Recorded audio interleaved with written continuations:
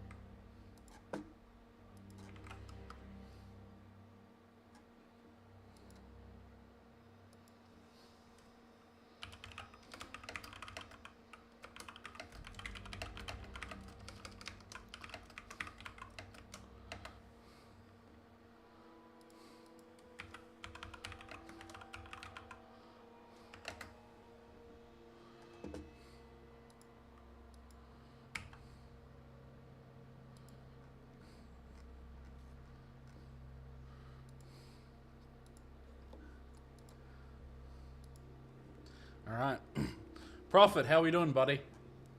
What is it? I know what is it? I will be doing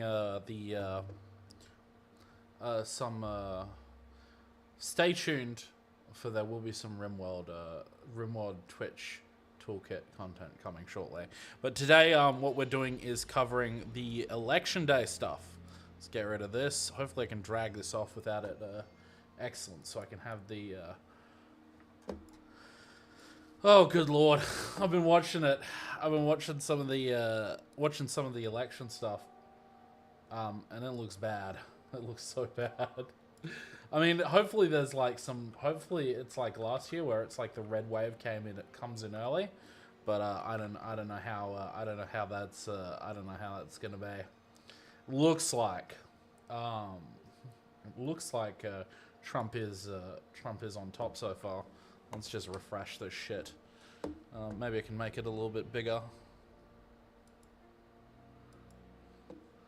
Alright. Oh, fuck me. Alright. Politico. Virginia. Harris is 57%. 75,000 votes. I think Virginia usually goes Virginia usually goes Democrat. Virginia election 2020. We're doing a little bit of this, a little bit of Factorio. Please let me type stuff in. What is going on?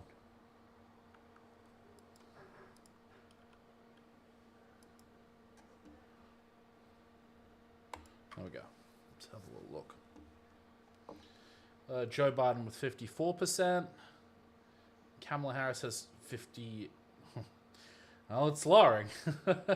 56% in Virginia with 82,000 votes. And Joe Biden got 2.4 million. So, I mean, it's positive early gains in Virginia right now. But we'll see how that holds up. Georgia. Oh, that's fucking hard. That is so horrid.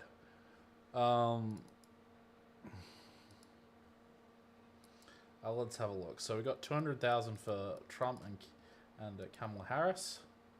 Atlanta's not in yet. That's got to count for something, right? Let's have a look.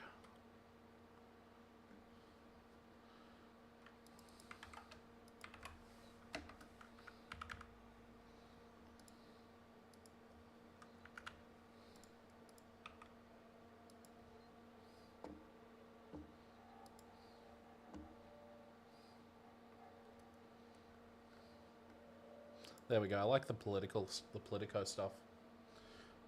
How you been, Prophet, by the way? What have you been up to? So basically, there's like, Atlanta came out like heavily Biden. and Columbus was, and Biden basically narrowly won.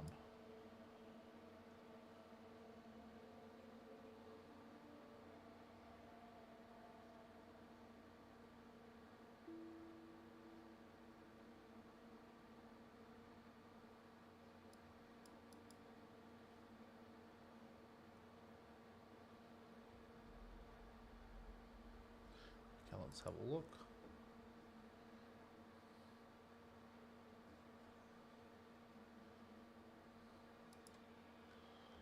A lot of these states are going red. So, got like some of the blue, the Atlanta stuff still has yet to come in. We'll see what happens when that is. Is there any like counties that I can say that Athens? Is Athens out? Athens is like a couple counties over. So 1, 2, 3, and it's a tiny little one. Alright, so 1, 2, 3. I think this one's Athens.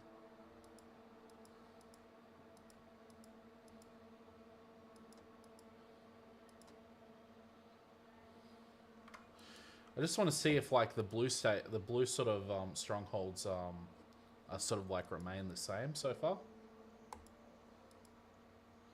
Or I want to see what happens on like oh, look at that. Okay. So below, so that should be red, but there's only like a marginal amount of votes there. What are we looking at? We're looking at like, yeah, so that's, we can't count it, but all of these should be below. And if we go back to the election result over here, doesn't look like that's happening at all.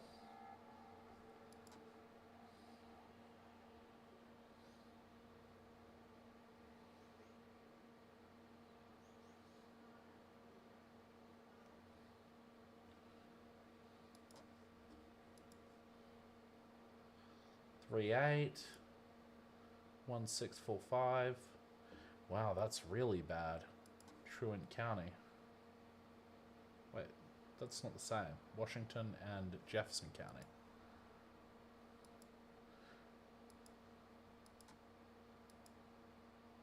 Okay, Washington only has 145 votes, so this still could go. To the Dems. It's just, let's pick something that's like basically all counted, and we'll compare it to like last year. Let's get the highest percentage we can from Georgia.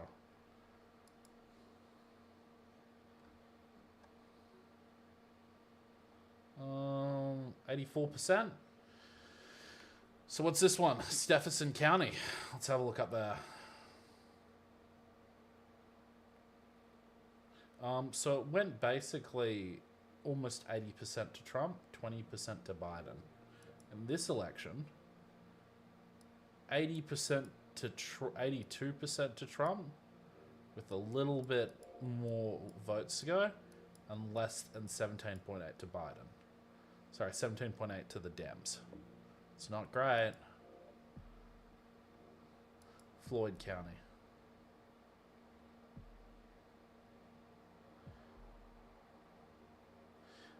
Floyd County is interesting. But there's only 1,000 votes in so far. That'll probably flip Rab. So where are all these votes coming in the state? Let's zoom out.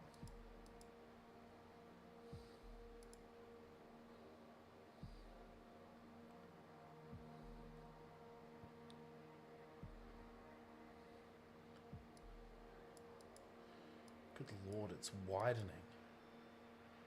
The difference is just getting bigger. Florida is like, Florida is going heavy red.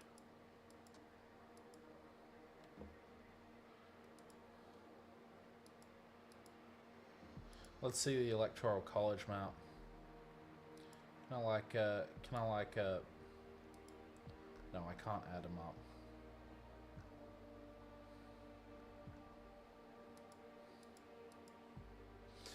I need to check the like Dems HQ stuff. We'll see if we can get some stuff from.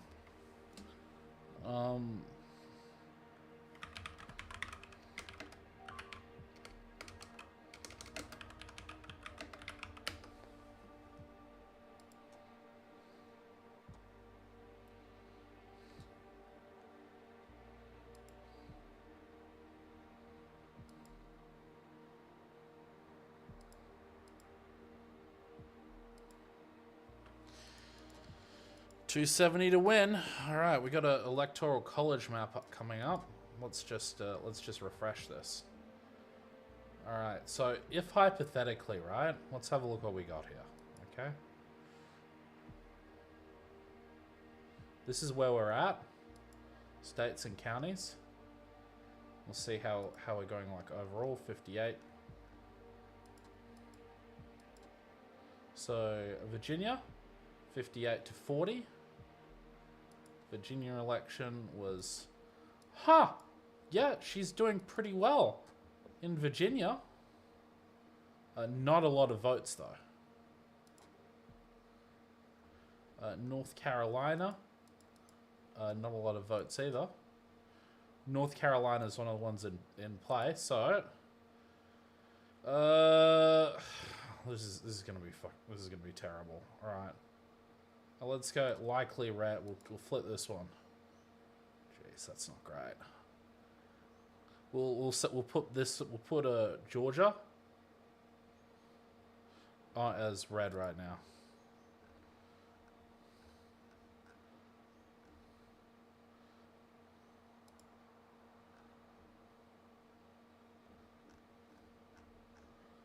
Let's have a look.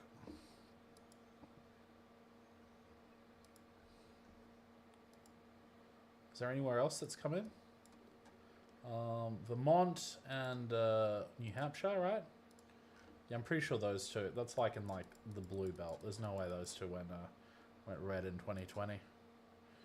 Yep, so it's like light blue there. So if the Dems are going to need to pick up Wisconsin, Michigan, Pennsylvania. Jeez, they'll need Pennsylvania, won't they? We go to the election map, right? So Republicans are on 230 with this. Let's say if they get Pennsylvania, oh, that's pretty nasty. All right, we'll go toss up on Pennsylvania, right? We'll see where we're at. But Georgia and Florida look like from like the early voting that they're going to the Dems as it was. Sorry, to the Republicans.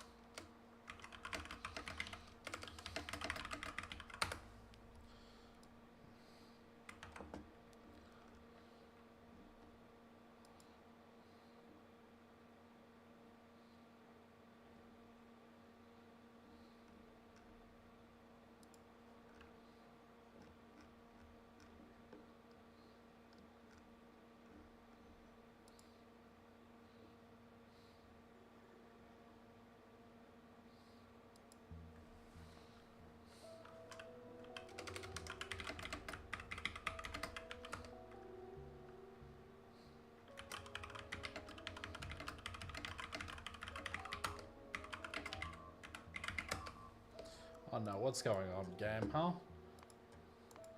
They're getting destroyed. Alright, we're still good so far. Do I have anything that's, yeah, I think my game's still grinding to get all this done.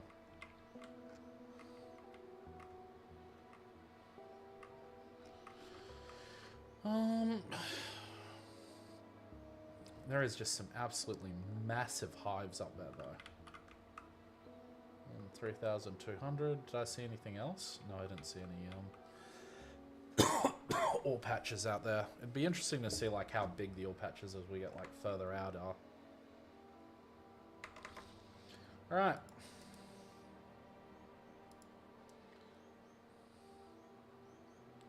I just want to refresh this. See what we got. Still look like we're good.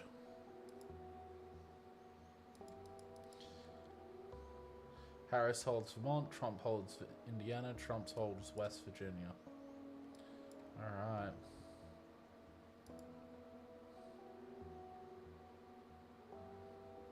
Is there any, like, election... I guess it's from this one, right? So maybe some stuff from Alabama will be coming in soon? No, nothing in from Alabama. It's gotta, you gotta let us know when, like,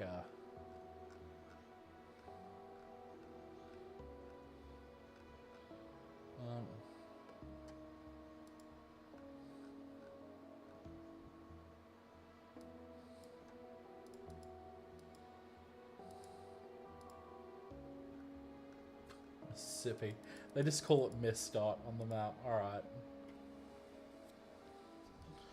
Okay, well, we should be getting, like, when are Pennsylvania votes coming in?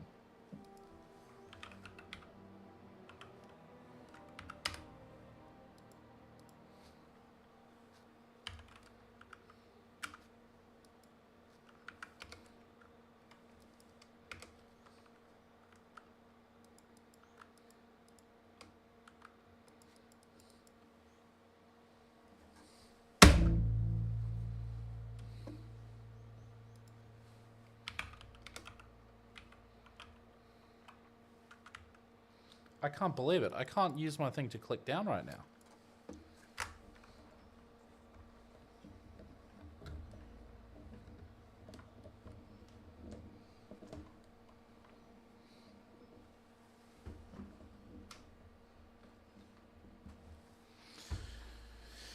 Okay.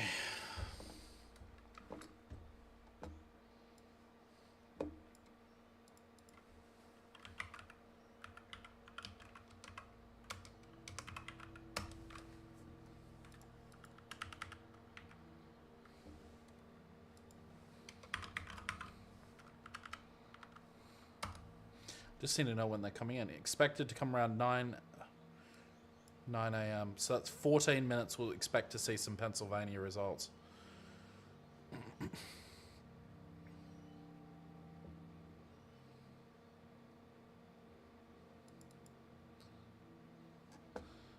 What was... let's have a look.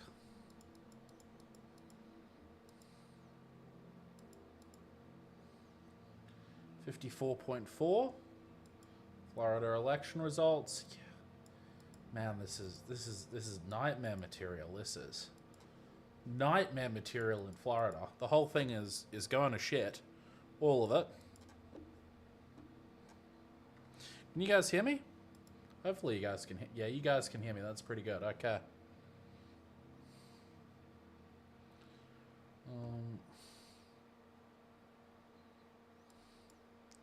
So 14 minutes until Pennsylvania. Kentucky. 27% in. West Virginia. 3.2% in. And they called it? No. No way. It's 3.2%. Come on. Come on, West Virginia. Harris could... Come on. We can 18 minutes ago, right? There's still only 12,000 votes. I guess Trump isn't. And Indiana. 63%. I swear it wasn't this bad. It wasn't this bad last election.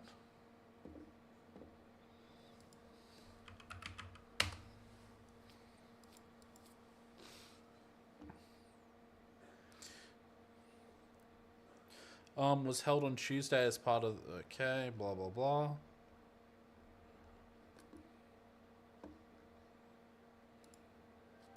Let's pop this there. So, Donald Trump with 57%. Let's see how Pennsylvania's holding up.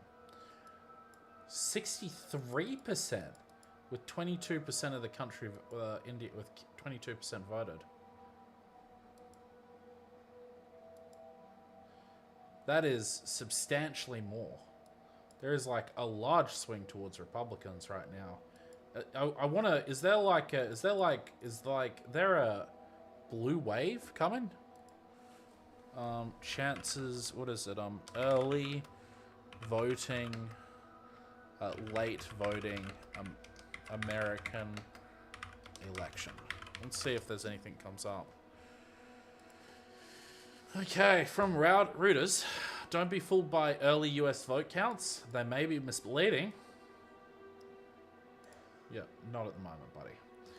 Early voting in US ballot might not be a good indicator whether Democratic candidate Kamala Harris or Republican rival Donald Trump will win. Experts thanks to vote counting rules and quirks in several key states. In the 2020 some showed a red mirage in which Trump was leading on election night before a blue shift that saw Democrats Joe Biden overtake him, as well as mail-in ballots favored by more Democratic voters was counted. All right, okay, right. So they're saying that it's possible that this was happening. But if I look at Florida, 4.7 million votes. 5.6 he got last time. 74% counted.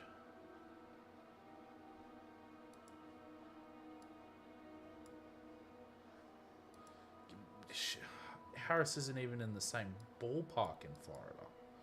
She's almost 1 million votes behind.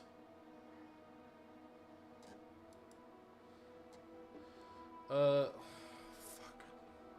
What was the early voting 2020 election? Florida. What was that like?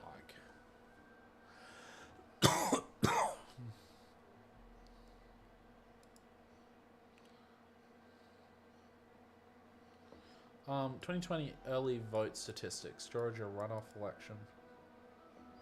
Total early vote. Some plots may be shaded. Earlier votes, 101. Wow. Million? That is incredible. In-person votes, 35 million. Mail-in ballots returned, 65 million. Mail-in ballots outstanding, 26 million.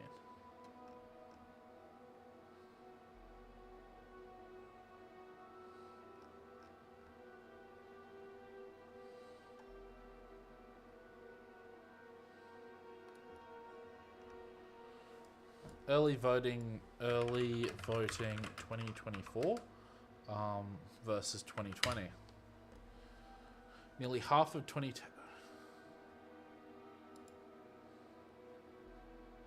More than 78 million ballots have already been cast early this year. Here are 3 takeaways from this year's early voting. With many states wrapping up early voting over the weekend, 78 million ballots has been cast in 47 states in the District of Columbia.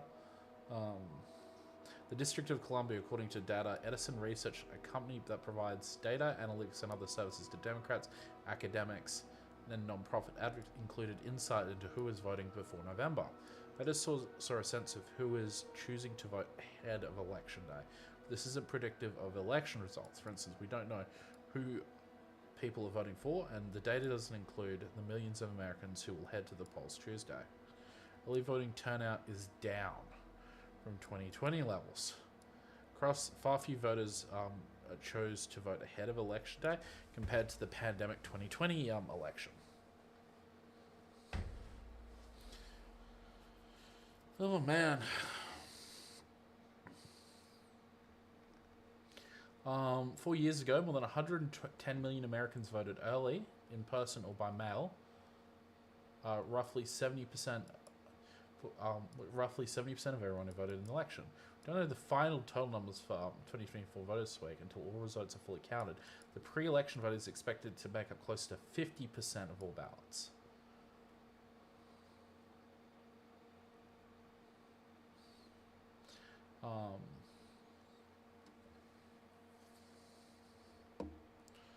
Right, but this is include like mail-in ballots, okay? I don't know. While overall election is down, in some states voters choose to vote in person earlier than they did in 2020. Key states of North Carolina and Georgia both saw record numbers of voters participate in early in-person voting, with totals in Georgia exceeding the numbers from 2020. The pre-election voting in North Carolina was still lower than 4 years ago due to significantly fewer people choosing to vote by mail.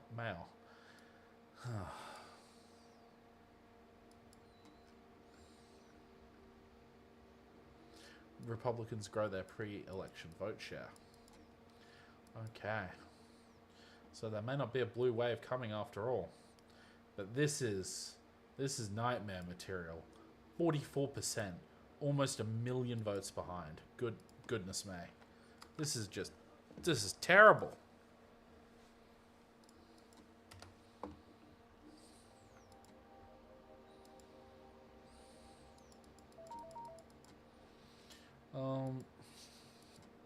Okay.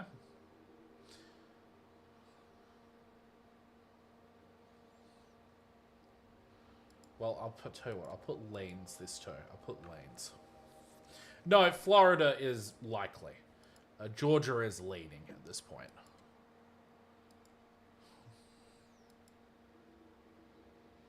I just don't think that Kamala can regain 1 million votes. That's incredible.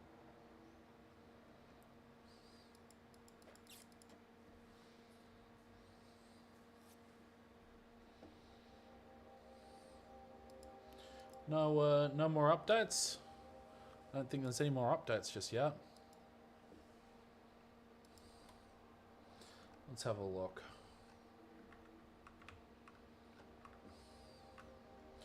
Still can't believe we got a 5,000 yield on Factorio and a little bit of difference.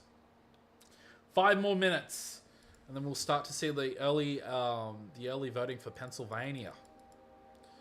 This is what I want. This is what I want to say. Is there anything more from almost 80% counted? Jeez. What a letdown. South Carolina, Trump is leading with 145,000 votes. Let's have a look at the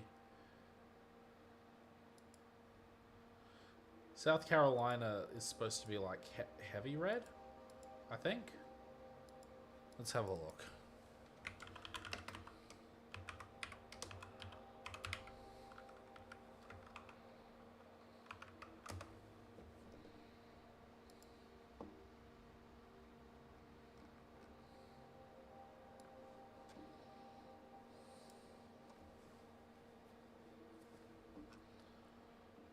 Not 2016, 2020. Politico, South Carolina. Let's have a look. Donald Trump with 1,055,000 of the vote, 1.3, and Biden almost hitting 1.1. Now, maybe there is some, like, you know, late mail-in ballots coming in, but I'm not sure. I don't know how much. I don't know if that's. Looks like that's less of a case this time around than what it was going to be last election. Donald Trump is at 60, and South Carolina, he got 55%.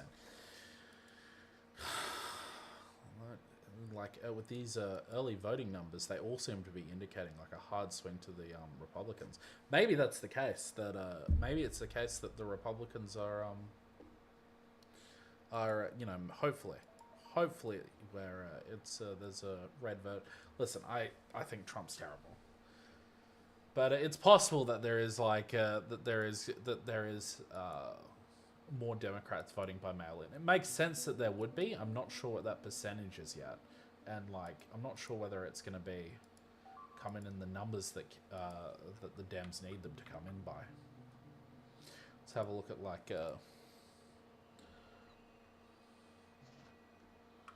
Are you serious, dog?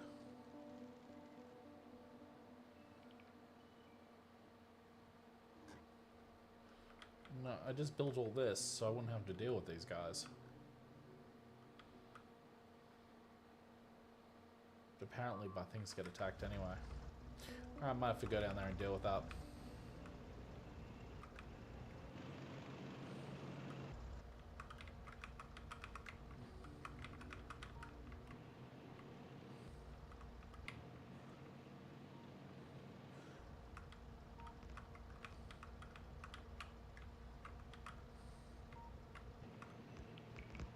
There we go.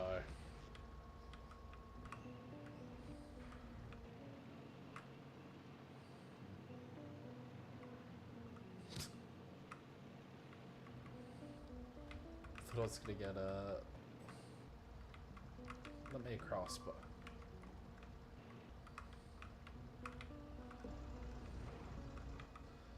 Oh, there we go.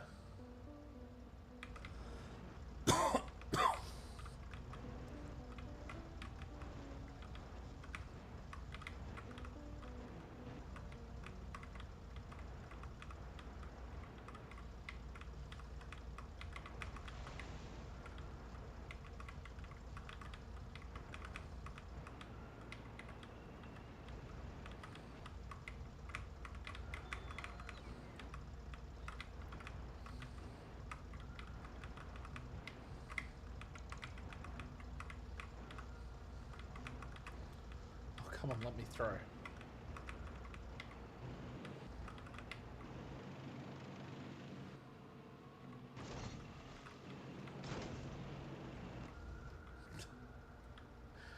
Oh dear.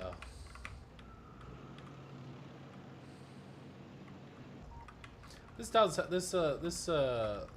these city blocks do have an appeal for like looks.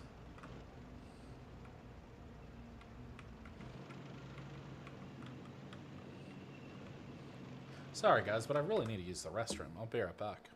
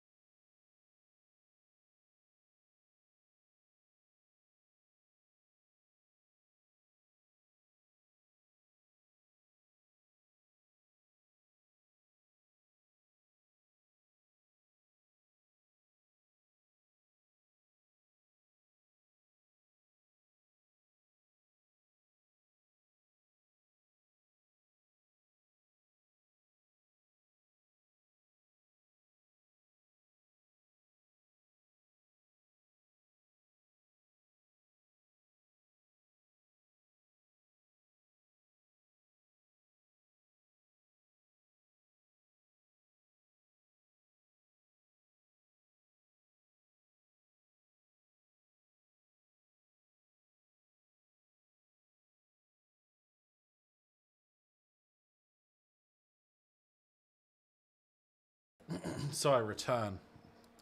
And I return to... Oh, the map. It looks so horrid. What is going on? Let's have a look at this. Alright, so... Alabama. That was expected. Yes, so no votes coming in there. They've just called it before any votes have come in Mississippi. North Carolina. Leading blue. Okay. Let's have a look. No, I like that. Like that a lot. Ohio is how many votes we got so far. Alright, let's have a look. So, Ohio election results 2020.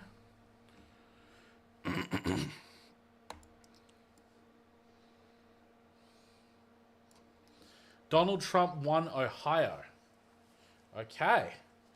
With 3 million votes, 500,000 ahead. 53%. 53%! Baby! Alright. Okay. Let's have a look. Let's put on some music as well.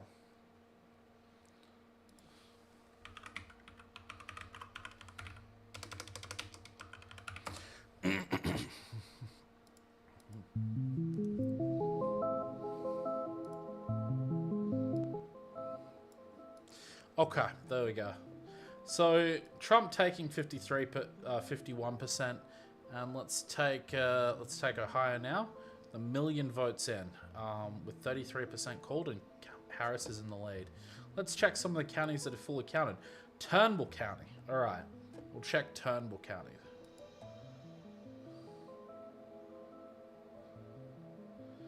Turnbull County went pretty hard for Trump. Okay. Alrighty then. Pennsylvania, 76% to Harris. All right, but maybe, okay, let's have a look at Pennsylvania, all right? We'll have a look at Pennsylvania. Please, please, keyboard. Why is today the day that you're deciding to, like, mess with me like this? What did I do? What did I do to get you to just not function correctly?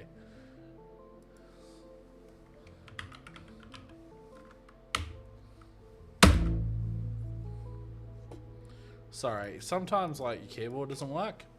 It sounds silly, but you gotta... I don't understand.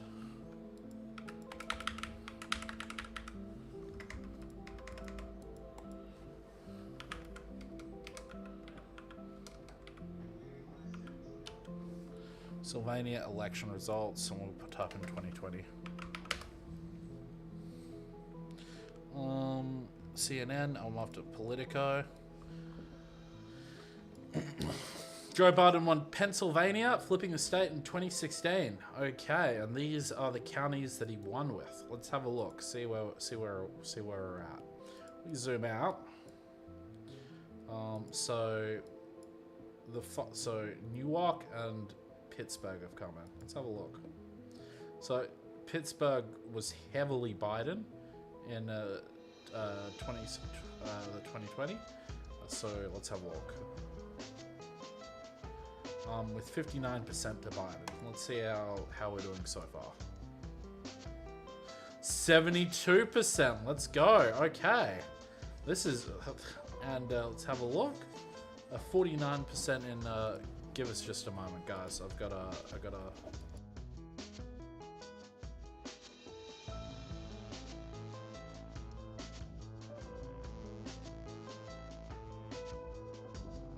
Alright, let's have a look. And Philadelphia's come in with 99,000. Whoa! Whoa! 88 point. Okay, let's have a look at that. What? I want to drag this one up here just to make it a little bit easier to click through. So Philadelphia, right next to Trenton. So Biden was 62% with 200,000 votes from that. What are we looking at from Philadelphia?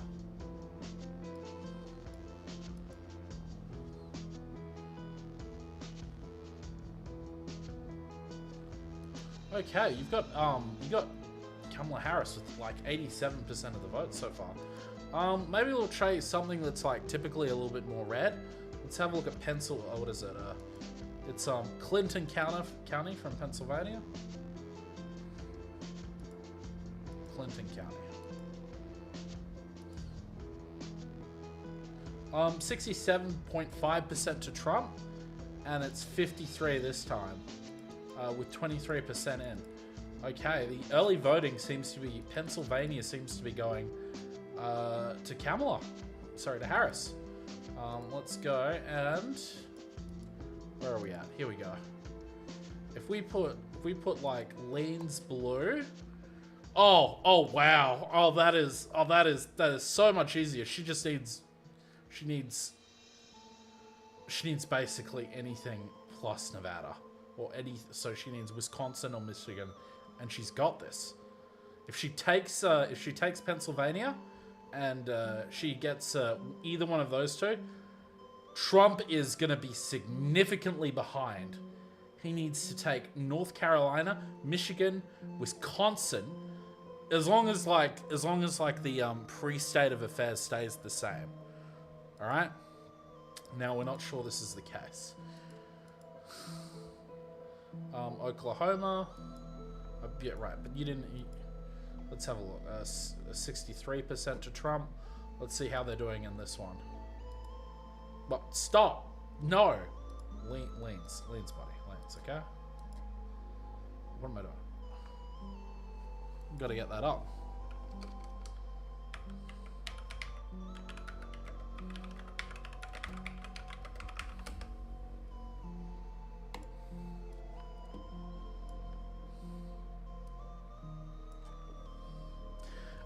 So, jeez, that's a red. Everything in there's Donald Trump was winning in, is this 2020? Yeah. So 65%. Let's check Oklahoma. So 63% so far. With one. We got one leaning blue. Okay. Alright. Interesting. Let's see Texas. Let's go back. Texas.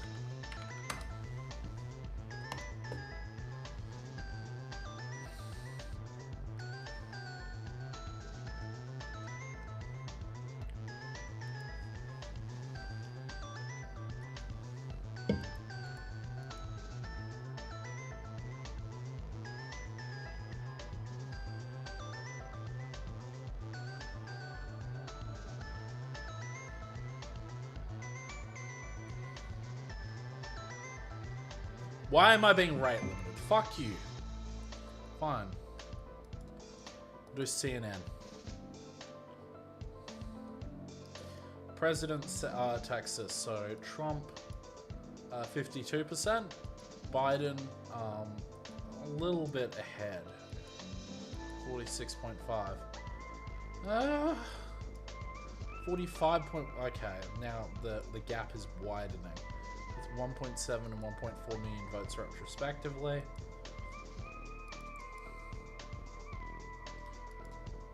Michigan started to lean blue. Okay, that's a big one.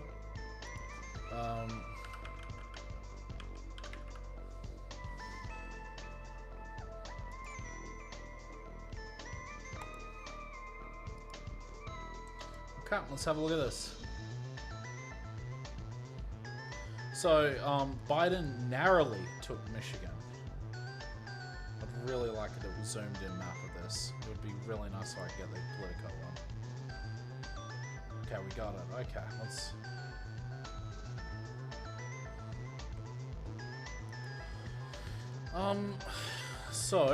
Detroit. Okay, so we'll have a look at Wayne County.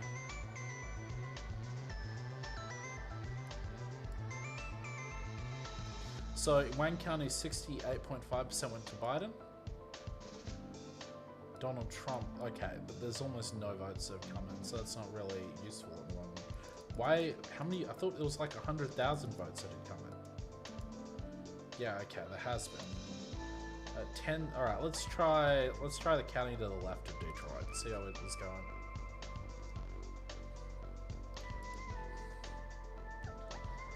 Biden won Washington's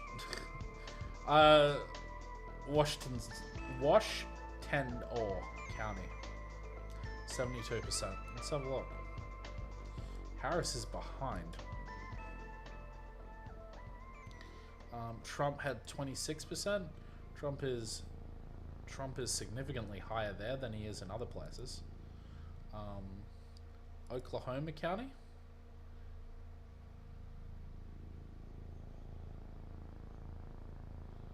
What is this? So it's that one there, Oakland County. Okay, let's have a look at Oakland County. So 56.4% of Oakland County went to Biden. Let's see what this one is. Okay. Harris is significantly ahead in Oakland County. Is that really the case? Yeah. Yeah, she is. So Biden got 56.4. Harris got 63.3. That's doing pretty well. All right. And is there anywhere else that has had major results? Yeah, so she's doing like really well in Oakland County right now. Okay. Oakland County, I'd say it's a bit of a... Yeah, I would say that like early results in Michigan are like... I'm not calling it or anything, but like the way sort of like it's headed, the way sort of like things are heading at the moment, we're going to throw Michigan there. Dems are at 276. If Harris can pull Pennsylvania and Michigan, she's got this. Provided like the rest of that map is okay. Let's check. Where was Kansas on this? Got to drag this over here. Kansas was 6 and supposed to go blue. Oh.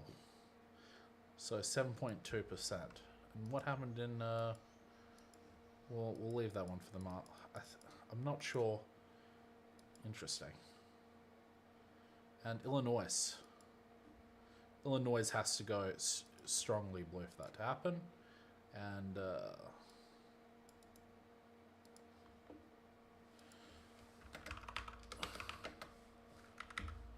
2020 election results. 57% to Biden. And Harris is at 62.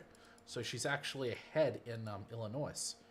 Harris is leading the swing states. How about Virginia? Well, geez, that is close. That is close. She might not take Virginia. 34%. And a little bit less than 1% in front. 7 points ahead. All right. Let's try Virginia.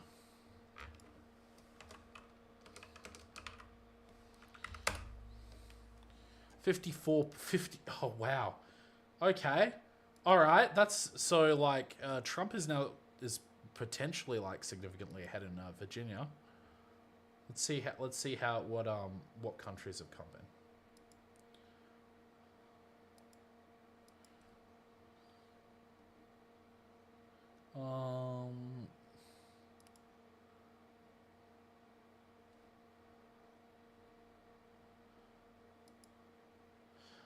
So Henrico County.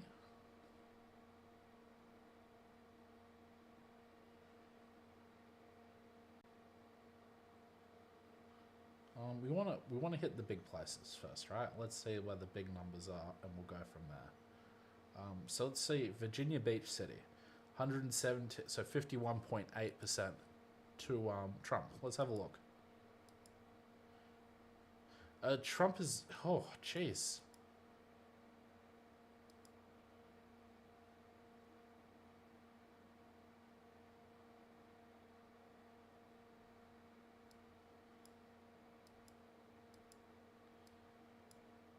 Okay.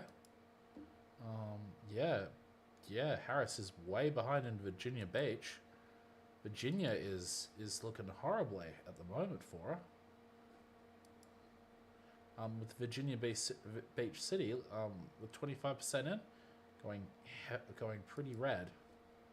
Interesting. Let's see if we can find like another sort of DC.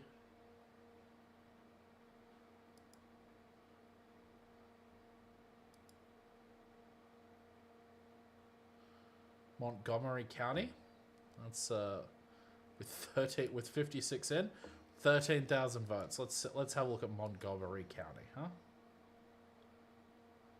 51.8% to Biden. And Harris is like just in front there.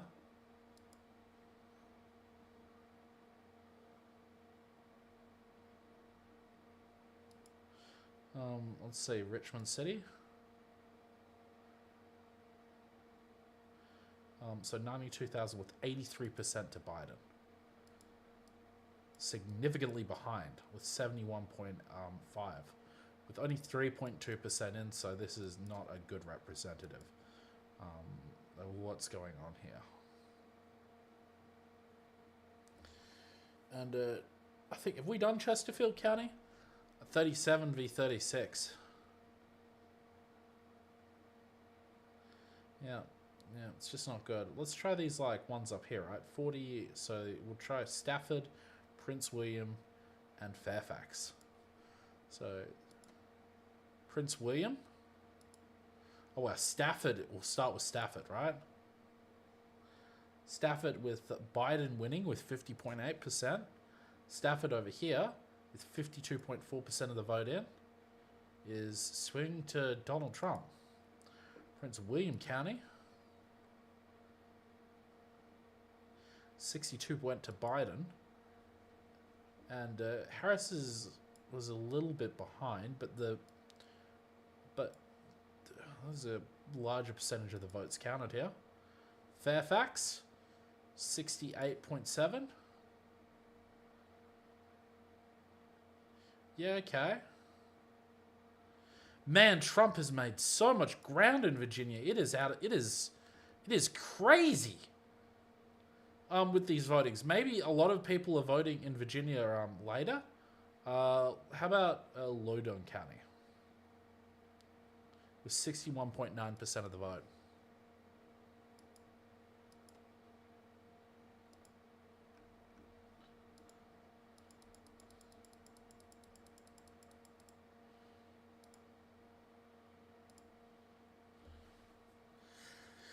Yep, Harris is that's not looking good for Virginia.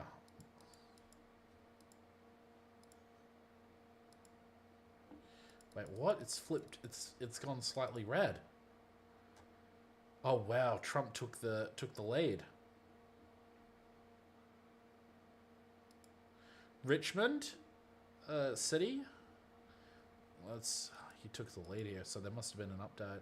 Where's like the largest part? I guess it was like Richmond was supposed to go heavily for Biden, and this one's only 3.5%.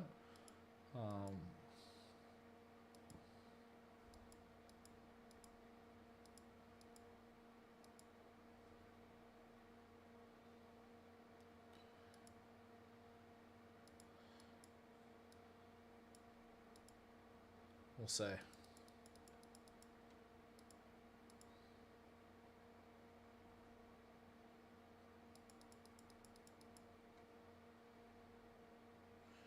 Kansas, Illinois. Well,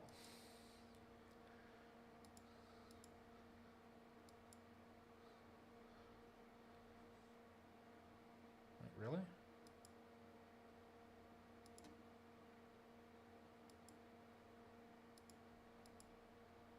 So they don't need North Carolina, right? Wait, no, sorry, it's Virginia it's Virginia, not North Carolina. So we'll keep that on leans blue, right? Because it is leaning blue, with 12% of the vote in. Ugh. We'll keep it as leans blue, and we'll put Virginia as leans red at the moment. 279 Harris is in the lead, but it's not looking good.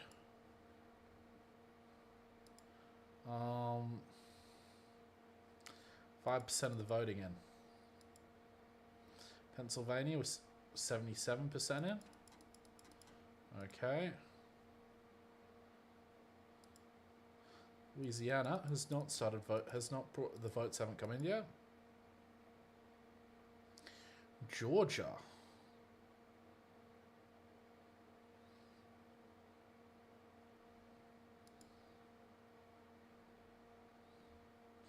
Atlanta, Augusta.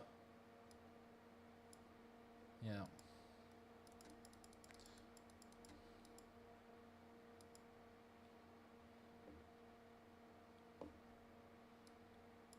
These are big numbers with 300,000 behind so far. Not good. Not good. There's like a gazillion hours of me on the internet. In almost every case, I'm talking about the universe, black holes, the Big Bang, time.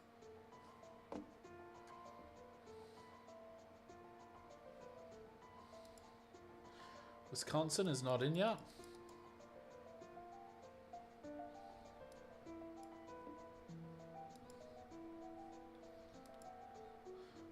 Missouri with 1.7% in, but that one's currently leaning red, but it's only 1.7% in. You're supposed to go like heavy blue.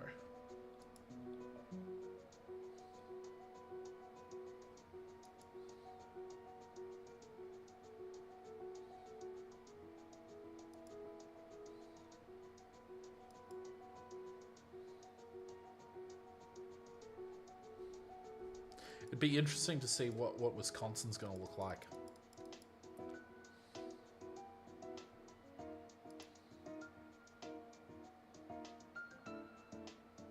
Good Lord.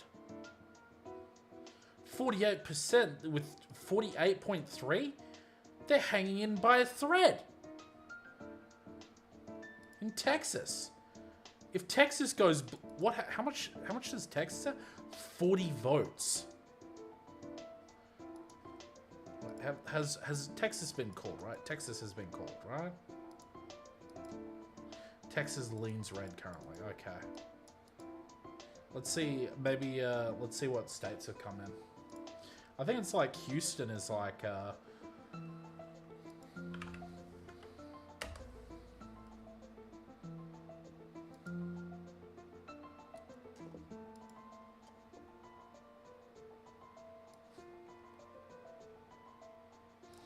Okay, let's have a look here. So we got Fort Worth and Denton on blue. So Trump 53.2% and, sorry, with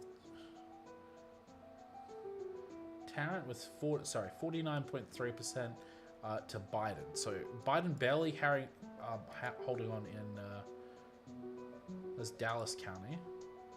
So to the left of Dallas County, right? Okay, so this one, so in Tarrant County, Harris is behind. Dallas County, 60% to Harris. 65% to Biden. Interesting.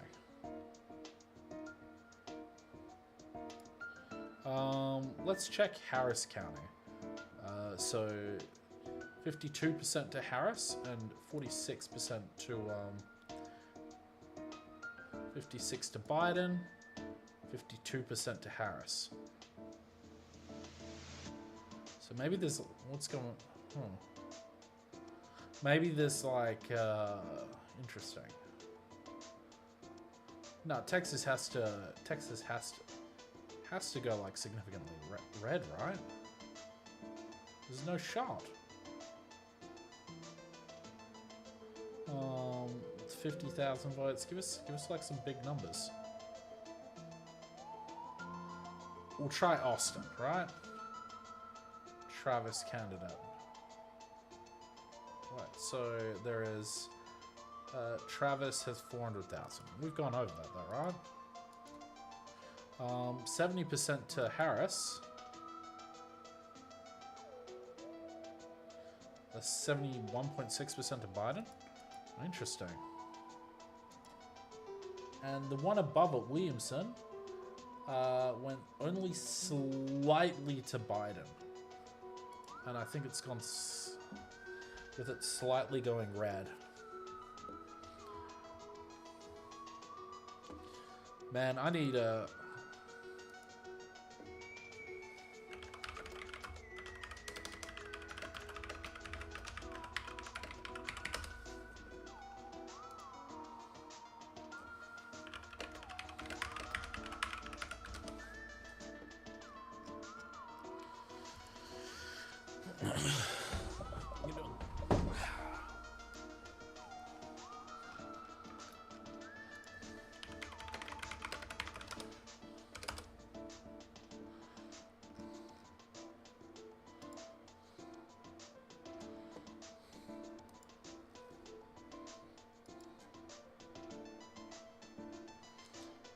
Yo.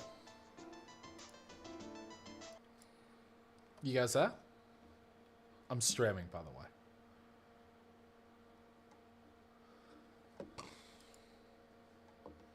Was?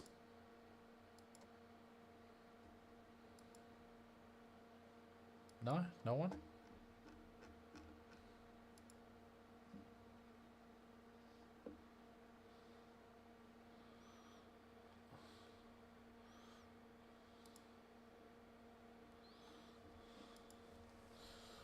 Um...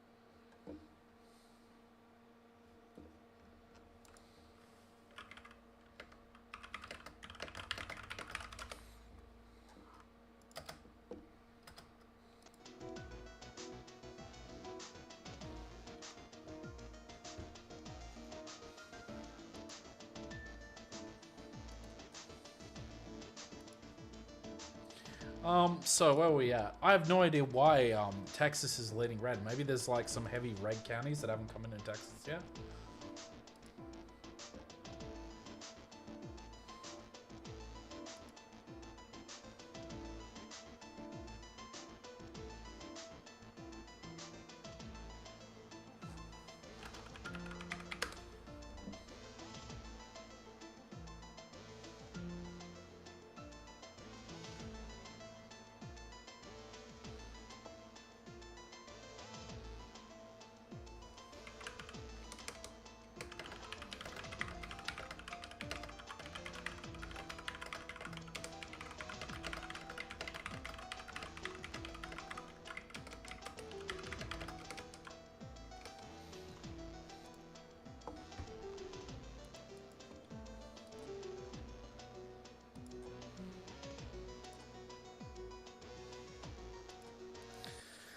Hey, what's up, buddy? How's it going? You following any of the election stuff? Oh, you better I am. I'm streaming right now, so I hope that's okay. Yeah, absolutely. So I'm exclusively streaming this on politics.tv, but you can stream wherever you want. It doesn't matter to me. So have you seen? Can I get your camera? Oh, yeah. Sorry. Let me just reorganize. I'll show you mine everything. if you show me yours. Oh, don't tempt me with a good time. Okay, give us a moment. Is it working? Not quite yet. To start virtual Not camera. yet. How about that? Any luck? Nope. All right, give us a moment. Oh wait, I gotta pop you out first before I even think about putting this up on screen.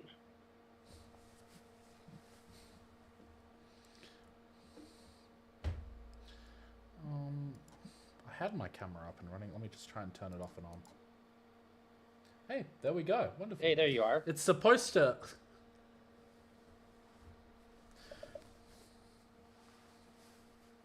How we doing? How we doing, mate? It's I guess with the when I stream the green screen behind me, it actually is like a green screen. I'm not sure why it's not working for me at that rate at this particular point in time.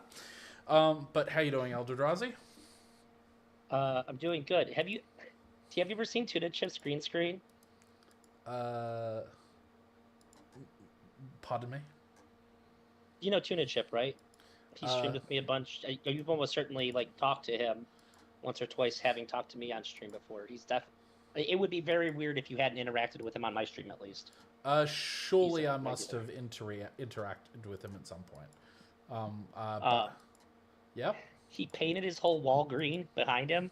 Painted his wall green. Okay. Yeah, and he does, like, he really utilizes it though. So like it's pretty impressive. Like the wall, and then like some of the walls coming up, like he took no chances.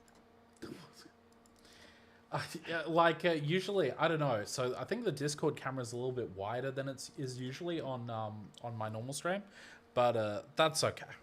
That's all right. I got to see this Tuna Chipper wall painted green. I think that would be a bit of a blast, though. Somebody in my Alex said Tuna Chip's a bit of a legend. Truth be told, this is Leader. Hello there. By the way, somebody asked who you are. Fox News, spelled Feaux News. 28 has. That is a pretty great name, if you ask me. Fox News, huh? Well, pretty clever. So I have right above my head. You can't see it though. I have the live results coming in. That's just updating as we go. Yep. Right now it's 71 to 101. So have you checked Texas? Oh, it was so much better before. I liked it so much better before. Before the last time I clicked on it, it was like 49 to 50. Now the results have cleaned up a little bit. It was 46 to 52. Yeah. Ohio's the one that's making me nervous because I don't remember. I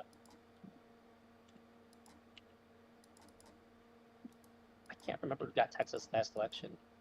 No, we didn't. The Republicans definitely claimed Texas last election. But okay, if that's what I thought. I just checked real quick. I was pretty confident about it, but I gotta say, like, it's not. It's looking like it's gonna be like almost the same margins. I mean, it's crazy, dude. Are we expecting like a late voter turnout in some counties? Because like this election is like all over the place compared to like the Biden Trump. Kind of, but like this is what I'm focused on. Pennsylvania. Yeah, I mean it's only 12%, but she's crushing it. So far, yeah. In Michigan. I've gone over like a lot of the countries as well. It was like when the initial results came out. I'm not sure if it's still the case, but she was actually beating Biden's margins when the first sort of set of results come out. Really? Yes. So if we look at Pittsburgh, from Pennsylvania in 2020, Biden had 59.6% of the vote. So that's obviously at the end. Whereas if we're looking, sorry, I guess it's I can't pronounce that, but I would just call it Pittsburgh. Harris. Pittsburgh is correct. Yeah, but it's called like, it's something county is I think it's like. Oh, gotcha. Yeah. Let me just drag this over here. So Biden had 60% of the vote, and Harris has 72.3% of the vote with 30% counted. So like. So essentially in some of these places, it looks like Harris is heavily in front. But if you look at like Florida, she has been wiped out there. Like she's down 1 million votes. It's like, Florida. No, she's down 1 million votes on Biden. Oh. So Biden, I think Biden didn't lose it that badly. I don't think that looking at Florida is a really good metric, though. I think looking at the battleground states makes a lot of sense. But, yeah. I mean, like, I guess if you're not from the United States, do you know about Florida? Like, Florida is like our joke state. No, I know. But like, okay, I didn't know if you've ever Googled the words like Florida man. Listen, Florida, riding gators and like, absolutely. It's basically Australia down there. Dude, I resent that you're comparing Australia to Florida. How dare you, sir? We do not have rampant bog gas over here, infecting the minds of the civilians. Okay. Listen. What was that? The random what? It's the bog gas. Rampant what? Bog gas. Okay, so the swamps Bog of gas? Florida creates gas, and it sort of floats into the cities, sending people into like a state of confusion, if you will. That's Florida. This is scientific. Hey, how we doing? And Elon kind of paid $1 million for voting for Trump. Kind of. Yes, In the sneakiest way possible. He's like trying to get around it, but I think he was trying to pay people to vote for It kind of looks like what he has done is probably illegal. Some of the things, at least. Yeah, absolutely. Elon is incredible. I mean, if he loses this election, he's gonna. If Trump loses this election, I don't know. Like, is that gonna put like Maybe. Elon in like the Dem side? Are they gonna like? Yeah. So here's the thing. Elon and the government have a mutual relationship no matter what. Elon needs the American government to, SpaceX is heavily reliant on funds from the government, and the government's heavily reliant on internet from SpaceX. So they have like a symbiotic relationship no matter who's in office. Yeah, looks It does kind of favor Elon Musk more, because he is the kind of guy who can just like blow $42 billion because he decides to. So like if he really wanted to, he could, in theory, fuck over the United States government when like in terms of like its military internet access. But I think that would ultimately turn out bad for him anyway. Yeah, absolutely. It just lets him put his thumb on the scale at times, you know. I've just have you seen Virginia's just turned red. Nasty business. Let's see. How red did it turn? Slightly. Barely. Yeah, okay. Slightly. Okay. I think there's also like some big Dem cities still to come in, but it's not a good sign. Because like Biden really won that state with 54% last round. So there has been a heavy swing to Donald Trump there, what it looks like. So I don't know who's going to be coming across the line in Virginia. I feel like so there's a part of me that feels like Kamala should outperform Biden because a lot of people, most people, I feel like who voted for Biden begrudgingly did so. There was like no real reason to like want him other than Trump, but at least with Kamala, there is the fact that she's a woman, so that's going to drive some people, and I think it's not an insignificant amount of people that want to vote for, like, that feel good about voting for her because of that. And also, she's not, like, 5 years from being a fucking corpse that's half rotted already. Yeah. I think these are two things that make people feel, like, kind of good about voting for her. I don't know a whole lot of people who felt good about voting for Biden. It's like the motivation is there, it seems like. So I'd expect the places that Biden took to get won by Harris. The idea that somebody voted for Biden and then switched their vote to Trump after the last election seems so crazy to me. Yeah. I don't know, man. I think the media environment has been particularly bad. I think Trump he's basically consolidated his voter base with his whole like the election stolen memes. Like essentially, what he was saying with that is he's pushing people away from like what essentially is truth and establishment and just bringing them into his camp. And then like there's everyone else.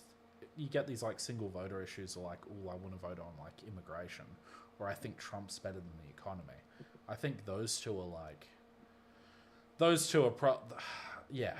I just, people are willing to look, are either not informed about what happened in 2020, or just they just don't care.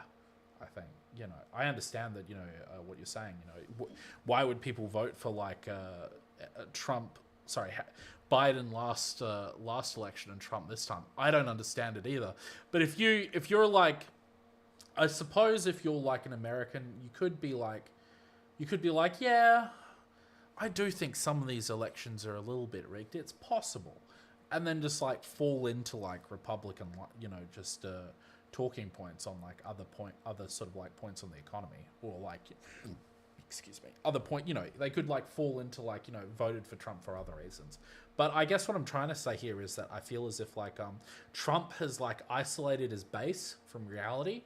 And then there's a bunch of people who are willing to like give Trump the benefit of the doubt because of this like vague sense that like Americans are being screwed over in their elections. The government doesn't listen. Politicians are, you know, are bad. All this sort of stuff. Like most people on the left feel that and voted for Biden. I guess I feel like if there was like a mass exodus of left-wing voters moving over to the right, like we'd know about it. Like we know about like the conservatives for Kamala Harris movement, right? Yeah, absolutely, yeah. It feels like with that movement, like I don't hear of any other movement like in opposition to that. And like even if you feel like elections are stolen or like elections aren't like up to par, I don't see how that leads you then to voting for Donald Trump if you didn't before. I really don't even understand the mentality of somebody who hasn't decided yet. Like, there's so much to know about Trump when you make that decision. To be fair, there's not a whole lot to know about Kamala Harris. So maybe the only idea that I could see like pushing you to vote for Trump if you voted for Biden is like the devil you know is better than the devil you don't if you're dissatisfied with both options. I mean, I've literally, from some of my friends, I've literally heard them espouse that exact opinion. Yeah, that's like the only thing that I can rationalize. Who do you guys think is gonna win? What that his name? Oh, what about Big Papa? Oh, Andrew Wilson. I don't think Andrew Wilson's. I think he's gonna be pretty busy tonight doing his own thing. But also, I'm making a video series where I criticize and debunk him. Which, by the way, in the near future, perspective philosophy is going to come on and better explain his like presuppositional argument trees and explain them in a way that a philosophy PhD can, that I can't. I'll be able to keep up, but he's going to be much better at this than me. So I'm very happy to have him for that. That sounds wonderful to me. Like a. That sounds like a I remember when you originally told me about that. It sounds like a great conversation. The first two videos I did on it were quite popular. First one did pretty good numbers for me, I'd say. In like the first 3 days, I had like 1,700 views. Also got some crazy crucible chatters in my chat.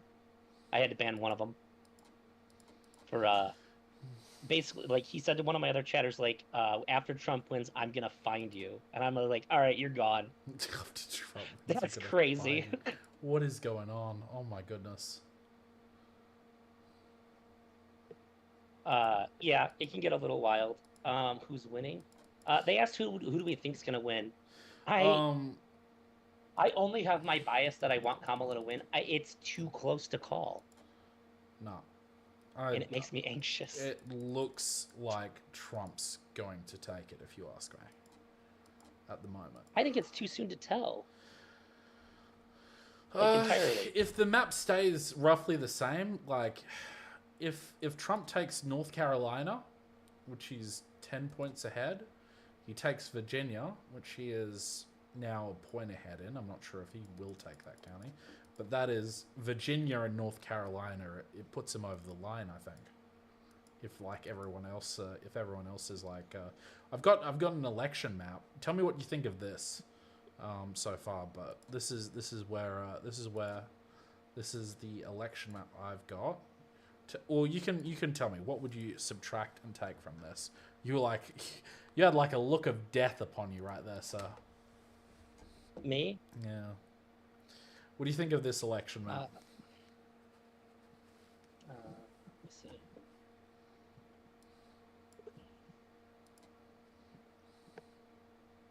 Open a browser.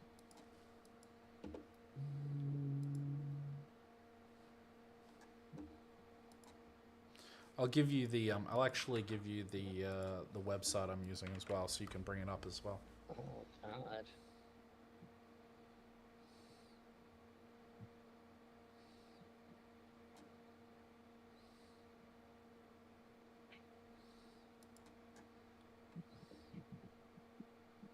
Okay, so what you have here, okay, suggests that let's see, Mind you, Nevada you can only click. equals North Carolina. So it looks like Kamala would have to win Nevada, Wyoming, and either North Carolina or Virginia in order to win. Yeah, yeah, essentially with that state. I mean, now, so this assumes that Arizona is going to go red, but if it doesn't, then she would need to win like I don't know, Wisconsin and Nevada, and she could get there. I'll take Arizona off there. But it looks like right now, it looks like Trump is very close. It looks like Trump is very close to taking it. Yeah. How many points is Arizona worth? Let me check that again. So if she gets Arizona in Wyoming, in Nevada, so she has to win like 3 out of these 5, if what your thing is showing. Yeah. Well, I guess no, that's not true. If she won Virginia and North Carolina, she wins. Right? Oh no, they're like, I guess they're like equal. Yeah, she also. No? I mean, like also with my map, I'm assuming they're going to take Arizona as well. So Arizona's like a big part of that. So I took Arizona out and put it as like a toss up for the moment because we just haven't seen. But so when do we find out who won? We don't know. It might not be tonight. That's the thing. If it's not tonight, I'll be streaming here on Politics for the next few days until we find out. I kind of only want the election. Like, if Trump's gonna win, I hope it's not tonight. I don't want to deal with it tonight. Mind you, apparently, Kansas with 29% has tipped blue. Let's have a look at that.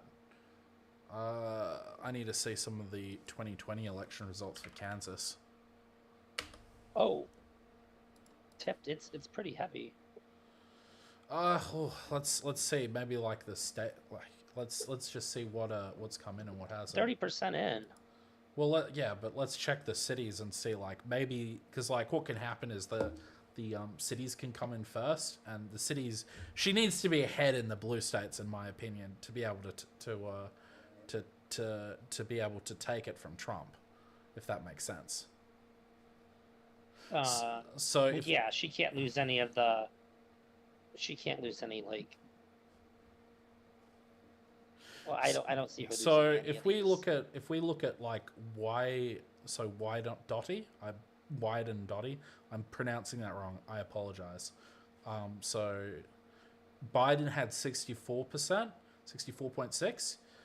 Harris is taking 62.3. And go to the one below that. Is Johnson County. Biden took 53% for 180,000 votes. Harris is actually ahead in Johnson with 55.7%. So that's pretty good. Mind you, Trump won this state 56 to 41. So you would need a significant swing here for this to turn blue, right? So what's that come out to? How much is she ahead of what Biden was at? So in Johnson County, she's, what is it? If you take, let's see, Biden was 53. Harris is 55.7. So she's 3 points ahead in Johnson. Shawnee County. I just look at the blue ones at the moment because those are. Oh shit! There is Shawnee County 50.1 for Biden, and she's at 55. But this is very low. Estimate that's only 33% at the moment, or 34.9%. Harris is doing really well in Shawnee County, and let's check Riley because that was another one that Virginia's still pretty neck and neck. Maybe, man. It needs to go blue. It needs to go blue. And Virginia is pretty key right now. I feel like if Virginia does go blue, it's probably a pretty easy walk to victory from here. Yeah. Virginia seems to be like a Virginia. If Harris can claim Virginia, then she's looking real good. Interestingly enough, she's 6% above what in Riley County in Kansas, she's 6% ahead of Trump. Sorry, 6% ahead of Biden. That looks pretty promising right now. Let's check one of these. Maybe there's like another state. So I'll try Butler County. So in Butler County was a red county. Trump in 2020 got 69.5% of the vote. He's got 70.3% of the vote here. It's a little bit more. Harris did about the same as Biden, like 0.1% difference. So, yeah. I would say with Kansas, it just looks like a lot of the vote hasn't come in yet. It's still probably going red. She has a pretty big swing right now. Yeah, but 34%. 34. Reporting.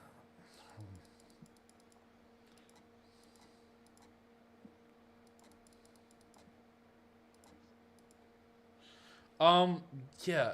Oh, jeez. I don't know, man. It's like they've counted the blue counties first, though, in that state. You can see it. It's all the blue counties are coming in. So I see. So like the rest of the red counties haven't come in yet. And while she has done better than Biden, I doubt it's going to be enough to pull it. They are 1.3% apart in Virginia. Missouri looks pretty interesting. Have I brought that up before? It's only at 6% though. Listen, Missouri man, can do anything still. Yeah, it's true. But listen, all right, I'll take my W's where I can get them. Kansas looks like it's gone, but I can cope. I'm coping hard with Missouri. Okay. I feel like his guess. I feel like this guest. Oh, I like this guest. He's good. Yeah, you're like extremely well prepared to dig into the counties and all that. I like that. I'm just you know, I'm pulling the stuff up on, you know, I'm just, yeah, I appreciate it. Thank you. I appreciate it. I have less of a luxury to do that because I'm trying to keep my window that grabs onto Chrome. I'm keeping the map up with the live election feed. So you're providing an invaluable service to me. I'm here to help. Okay, so Missouri, all right? You are. Missouri, 56.8% in 2020. So Missouri, it looks like it's going to go pretty heavily red, and with 6.2% in, yeah, it looks like the cities are coming in first. So that's why it's appearing red right now. Let's check Kansas City. Let's see if she's ahead of where she needs to be. She is behind in Kansas City. Oh no, 6% behind Biden for Kansas. Let's check St. Louis. Well, are all of the districts in that? Is Kansas City just one district? Or is it broken apart? It's just it may be. Let's have a look. No, it's like yeah, it's broken. It's broken apart. Yeah. Okay, cool. It looks though. Are they all reported in though? No. This is just early. Okay, cool. Voting. I mean, it's still. No, I just meant in the Kansas City districts. So that's good then. Yeah. Let's have a look at Virginia. I avoided reading too far into these early results because I know it's fucking cancer, but I'm here for it. Oh god, it's so fucking close in Virginia. Holy fuck. Sorry, I know. I'm sorry. No, but it just got closer. I do keep looking at Virginia. 0.5%. 0.5 now. When it just updated. Let's see what's I can actually refresh. Let's see. Let's actually with Virginia, right? Let's see. Maybe. Oh wait, I have it at 1.5%. Oh, really? Oh, 49.9 to 48.4. Apologies, I misread that. Well, let's have a look at Virginia, see what's coming in. I thought it went up. I looked at that wrong. I've been staring at the screen for too long. My apologies. Let's check Richmond City, right?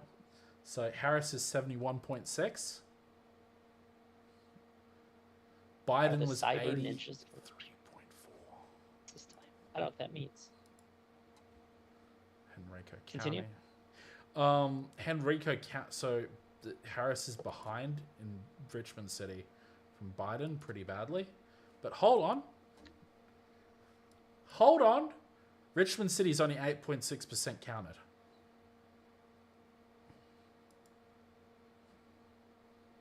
That's what I want to hear.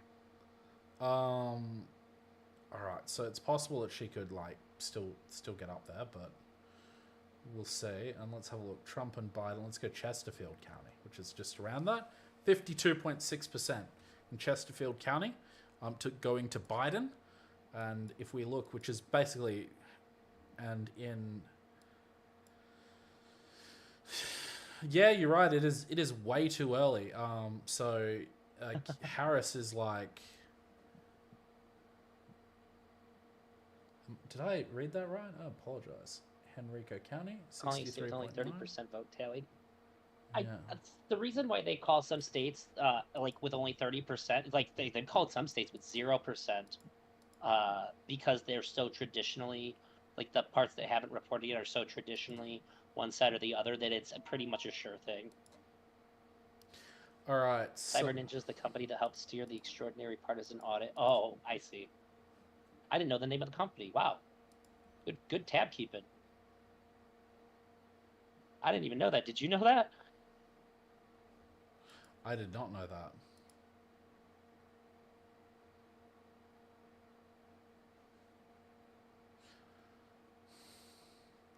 I don't like the faces you're making right now. What's going on? I'm looking at the counties with 99%. So basically, if you look at Brunswick County, which is 99% done, Harris got 54%, and Biden got 57.3%. And so I'm just sort of 3% isn't too bad. I didn't think about it. The total number of votes that are coming in also matter too, because you could if 10% more people show up, but you've went down 4%. How does that stack up? I'm not super good with statistics. I think if you were getting more people, it would generally favor the Dems because you would assume that most of those are big city people. But right now, what I'm doing to sort of get a gauge on Virginia is I'm looking at all the fully counted counties, right? So there's another one. It's Powhatan County. I'm pronouncing that wrong. I apologize, but it's to the left of Richmond. It's not too far. Donald Trump was 73.6% today. Let's have a look what he got last time. 71.4. I mean, if it's a 3, if it is just a 3%, if it is just a 3% turn with the if it's just 3%, Harris should be able to come out on top. But we'll see. By the way, I want to put this out there. At some point, I'm going to have some other guests come in. When they do, I'm going to bump you. But if you don't mind, I'd like to bring you in for the end of this, too. Yeah, that sounds good. Thank you. You're welcome. because I'm one of the only people I know that gets Will to come out of retirement. Will and his channel. He just doesn't stream at all anymore. And so I want to give him his time. And I'll be frank. I don't know how much I trust you to be cool when Mr. Girl comes in. You and I have had so many heated things. No, hold on. I will be 100% cool with Mr. Girl. In terms of like, right, when I say that, so stick to election. Yeah, I'll stick to election. I'm not gonna jump down his throat. What am I even gonna? So like any. The most heated conversations you and I have ever had. Right, but that is because we have a disagreement. You're just passionate. Yeah, we have a disagreement. I know, you're just a passionate guy. I'm not saying you're a bad guy or you're malicious. You're just passionate. I'm passionate, and I know there's some streamers that I couldn't be on a stream with and make a promise that I could be cool. Right, but hold on. So I can't have that conversation really with Mr. Girl. I can't have a conversation about Mr. Girl's motives with Mr. Girl because I'm assuming. I can't assume. How am I supposed to? I'm supposed to argue. I'm supposed to talk to Mr. Girl and argue him out of like, what he thinks he believes. No, that's not how arguing with him goes. But yeah, you see, this is so. I feel as if my disagreement. You can make him understand that you're not crazy for thinking the opposite of what he thinks. That's the win. Yeah, but my point is to you is that like the conversation is kind of like a bit of a dead end, on the whole like Mr. Girl thing. I couldn't have that discussion with him, purely based on the fact that it's him. What's he gonna do? He's gonna say my motives weren't that. I'll be like, okay. There's nothing I can do with that. With you, I can say there's some pushback on that. You can say I believe this. I can say I believe that, and we can go at each other. Sorry. You're having a little bit of a giggle. What's going on? Elk said, "Leader's the stats guy we didn't know we needed." Glad to be of assistance. I gotta point out too, with the shirt that you're wearing, and the way that your mic is, in your hair, you look very, very news anchory tonight. You see, I feel as if like you have very good news anchor hair right now. Like you got the gray going here, and then like the little like thin amount of pompadour action going on. It's very good for news coverage. I gotta say. It's just a nice shirt. I thank you for. I appreciate the comments. I really appreciate that. Thank you. And Elk also said we have good chemistry between us. I tell you, Elk. Some of the conversations me and this guy have had off stream would have been, like, honestly, especially for my viewers, it's content gold that's just lost to the ether. Oh, yeah, we have fire conversations you and Tuna Chip, I swear to God, I would have twice as many YouTube subs. I swear to God, if I had the conversations with you and Tuna Chip that I had offline on stream. But a lot of mine and Tuna's are, like, we'd have to be on Kick or something. We get rowdy. Rowdy. Wow, I don't even know what that means. Oh my God. What do you mean by that? We toss it up. We definitely break the terms of service. Trump just jumped up to 177 points. Oh, Texas got called. Yeah. Okay. Yeah. Well, that makes sense. I mean, we knew that was going to happen, but I still don't like seeing him within 100 points of my country. Well, get used to it. It's gonna. Good Lord, North Carolina looks so fucking bad. I'm sorry for the curse words. It's so bad right now. We're in crisis. If the Dems are cheating, they need to cheat harder at this point. Oh my goodness. I think the Dems could do half of what they're accused of. Oh God. Politics is a free speech platform. You're allowed to swear. Alex said you should green screen your. You should use your green screen and make it into the count room for your background. I usually what I do is usually I just make the background behind me disappear so I can like appear on just like how I do. Yeah. You look good. I'm just like in my wooden cabin. Yeah. Well, no, you appear black. Tuna Chip. Yeah, for you, but like on stream, I'm in like this wood cabin house thing that Tuna Chip designed this for me, by the way. Oh yeah, I know the one you're talking about. Yeah, yeah, it's Yeah, really yeah. nice. My typical stream. Yeah, I like it. It is it feels cozy. Um. Finally it worked. I finally managed to get us on stream on my stream. There we go. Discord has been giving me some troubles. Do you pop it out? I usually do. Okay. So I don't know if I actually I don't know if we really talked about it.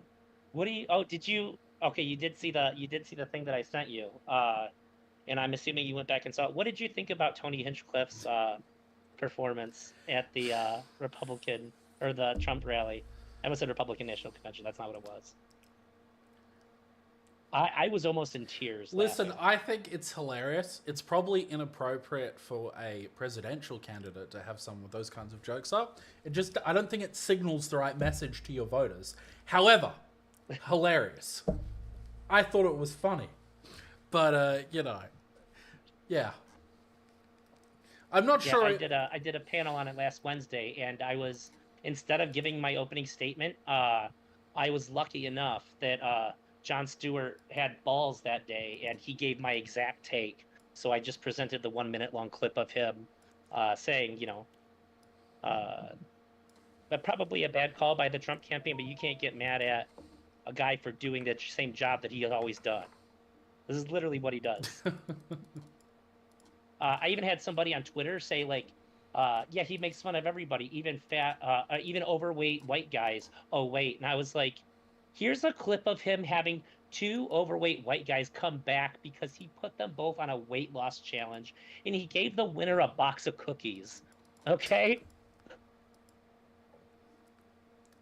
And he blew it up so much on Instagram and stuff. People were spotting them in Austin and, like, bringing up to them, like, how much weight have you lost, like, in public. That's how hard he went on this thing. And the guy actually, fucking Twitter history, he was like, I like to admit when I'm wrong, and I was wrong. And I was like, whoa, magic is happening right now. That made me very, very happy. I actually, I say that kind of jokingly, but it does always, like, really warm my heart when somebody online is just willing to go, like, I admit I was wrong. Oh shit, she's 0.8% away from Donald Trump in Virginia right now. She's creeping up. She is creeping up. That is true. That she halved the gap that was there when we last talked about it. His voters don't give a fuck. It's funny because actually, ironically enough, Puerto Ricans are pretty conservative, and they were pretty put off by it. I actually sent Leader a clip of Shane Gillis talking about, like, wouldn't it be crazy if Trump lost the election because of that, because of Tony Hinchcliffe's jokes? Dang, haven't heard the name Mr. Girl in a while. Well, you're gonna see him in a little bit. I know he's going live with his election stream in about 5-10 minutes. I don't know when he plans on popping through, but I expect to see him here at some point. Virginia is a key state, right? So I don't think it was expected to be. Like, when I hover over it, it's not marked as a key race state, but it's looking like it. Yeah, it looks. We've crunched the numbers. Yeah, so if Harris loses Virginia, she needs to basically win every other battleground state. She has to win Nevada, she has Wyoming, which is Wisconsin, which is very red right now. No, hold on. Wisconsin is, listen, all right. It's 3%. 3% in. Listen, we can give. Yeah. It's the poll. We'll let that one up. She'll probably need Minnesota as well. All right. But I'm loving Pennsylvania so far. Pennsylvania looks good. All right. Blue. All right. Blue wave. Pennsylvania's been this blue the whole time too. Michigan's also looking pretty nice. Really, Detroit has over 1 million people in it, so That's why Michigan's usually blue. I want to have a look at Georgia actually. If that's all right. I'm gonna cook, Mr. Grohl.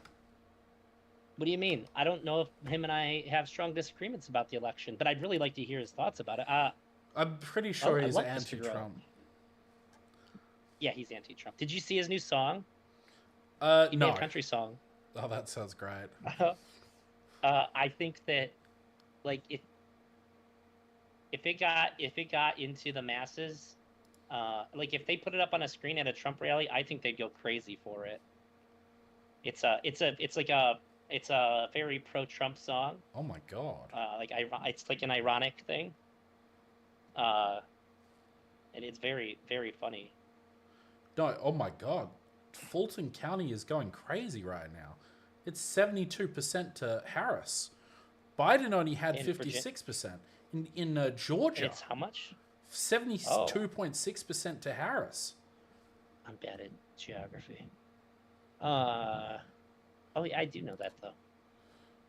She's still losing a lot, but all right, I'll take it. Richmond County, 68.3. Oh my god, she's like, there is like, as you get towards the end of these things, I think like I think they're counting the mail-in votes last again. I wish we knew. Is there any way to find out how they're doing that? No, I don't think so. Let's check. I think it's Chatham County. Oh my goodness. Okay. So there's Chatham County, in Georgia. It's one of the blue states, right?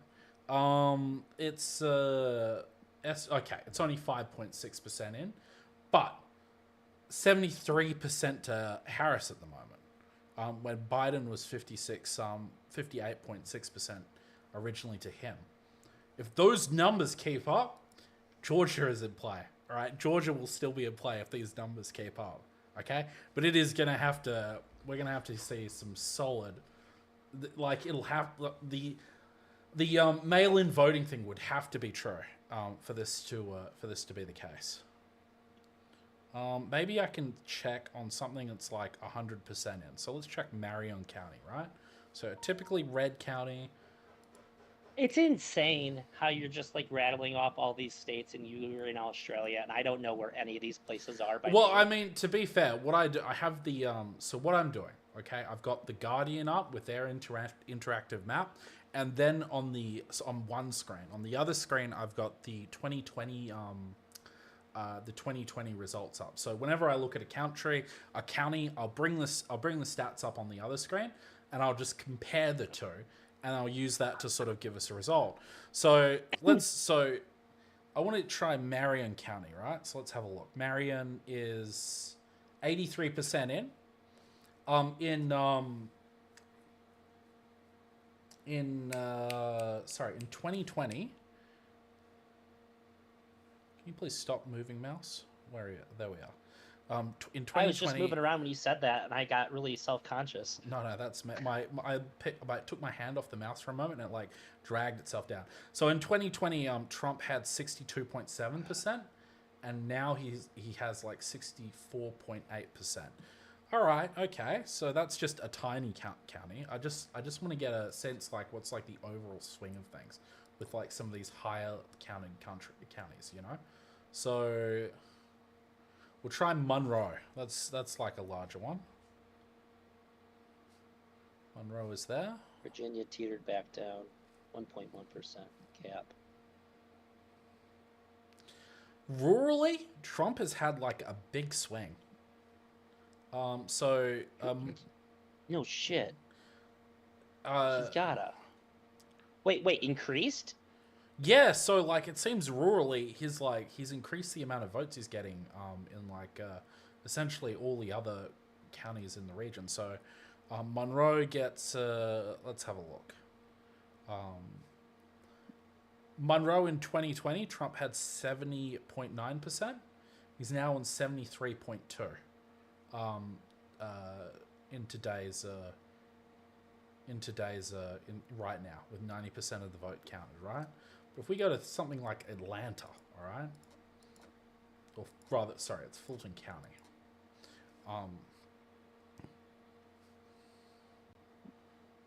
Oh my god. Unpredicted right now. Yeah. It's like 70 cents for Republican 70 winning. cents. So Trump win. So Yeah, like they're are you familiar really. with Predict It? So they're really keen on the Republicans right now. Yeah. You know, I kind of had a thought too. It makes a lot of sense to just like dump all your money, like dump a large amount of money on Trump winning. 'Cause that way, if he doesn't, you still win. And if he does, at least you're rich. Yeah, you get one of the. You can be poor with Harris or rich with Trump. I love where your head's at.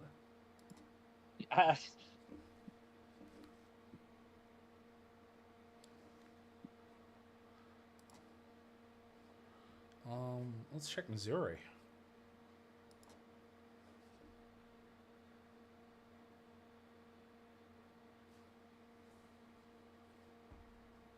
No, there's no way you can take Missouri, right? Right. Yeah. Yeah.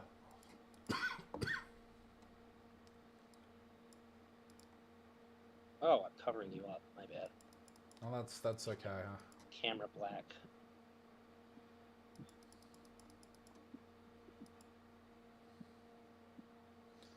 Yeah, the lead's increased in Virginia. I know. Though to be fair, they've only counted 40% of Chesterfield, which is like Richmond City, sorry, and yeah, only 12% of Richmond City and 20% of Henrico County. So hopefully it can still make a comeback. These are still heavily Dem areas. Seems like they've done counted a lot of the Trump counties, like with Virginia, like a lot of the. So they've cut mostly what they've counted is like the Trump heavy counties. Is that what you're saying? I'm saying that it seems at this point that they've maybe counted more of the rural counties than they have the larger ones. I see. That's not good. Give us a moment.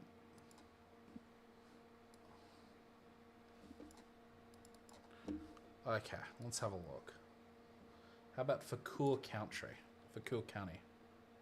Do you say it country or county? County. County.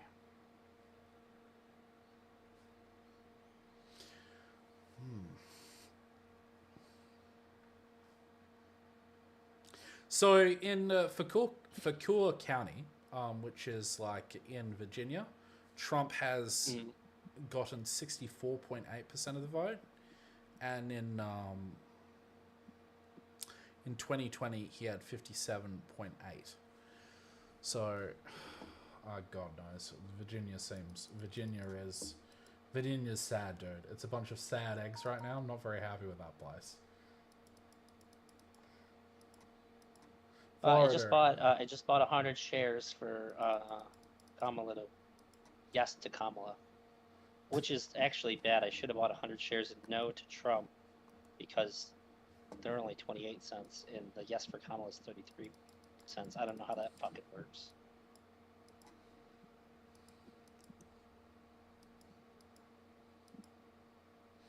What do you think about Arizona? They haven't reported anything yet. Everything is such a coin toss here. I don't know. That was didn't Arizona come down to like 10,000 votes or something? Yeah. Yeah.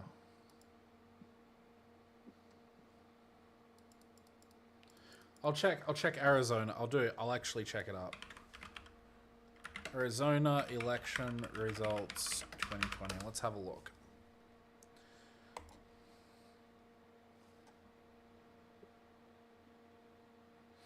So Biden took Arizona with 49.4% of the vote, and Trump took 49%. It was less than 20,000 votes, actually. It was closer to 10. Good Lord. 10,000 votes.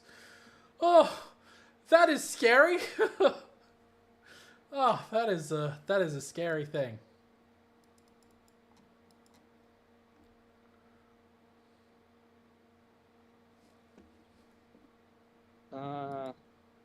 What's the margin here?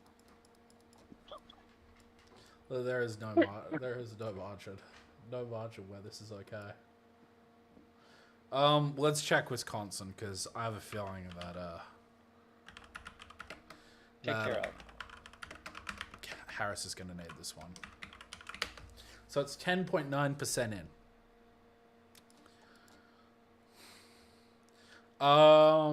So let's just check the highest percentage of vote. I think that's fair.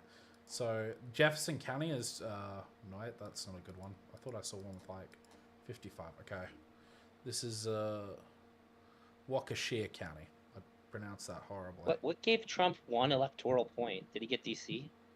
I'm not sure. What the fuck is worth 1 point? Oh, is it one of the states that like give a percentage?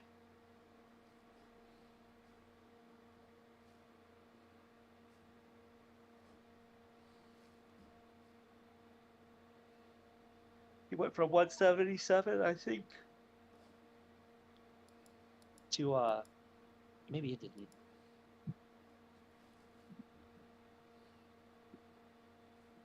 Oh man.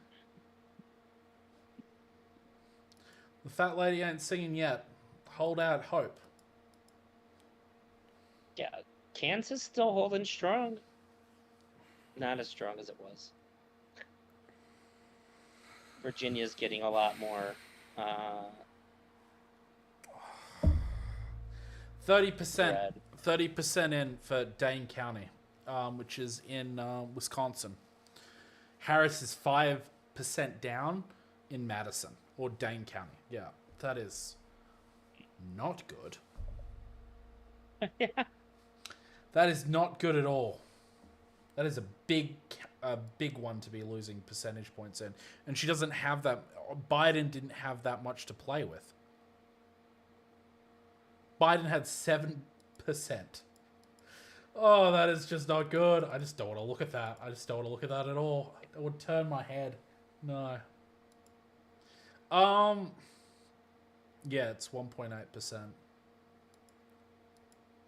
Look, to be fair, Richmond and Hanover, Richmond's only 20% done. Okay, so we're gonna see a bit of a surge there. Okay, all right. Let's hold on. Let's see. So how much? What is? If we look at Virginia, how many votes? So Henrico County, I think it is. Is that the one? No, I just want Richmond City at the moment.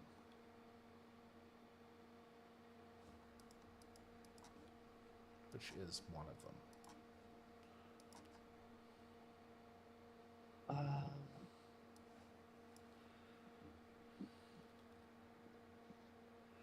Okay.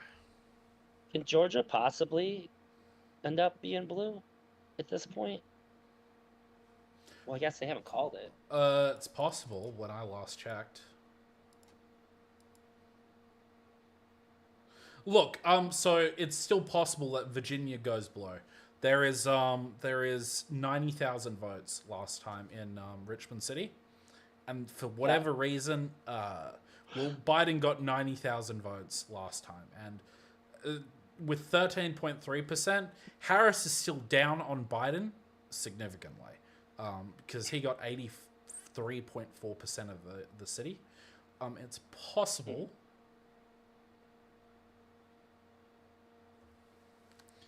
That she takes it, but it's going to be close. When that comes in, we'll start to see whether Virginia's going to flip blue. Now what about Georgia? I guess probably not. That's what I'll say. It's probably not. I mean, anything's possible, but probably not with Georgia. That's what I would say. Let's have a look. Gwinnett County. Gwinnett County has 16.3% counted, which is good. It went to Biden. Oh, okay.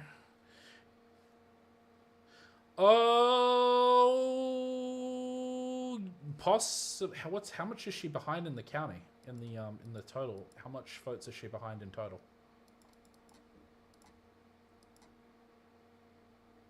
She's about 200,000 behind. Right? Is that? Yeah. 9 to 0. About 200,000 to change. Yeah, maybe. Yeah. Oh, I'm blocking you out again. Shit. My bad.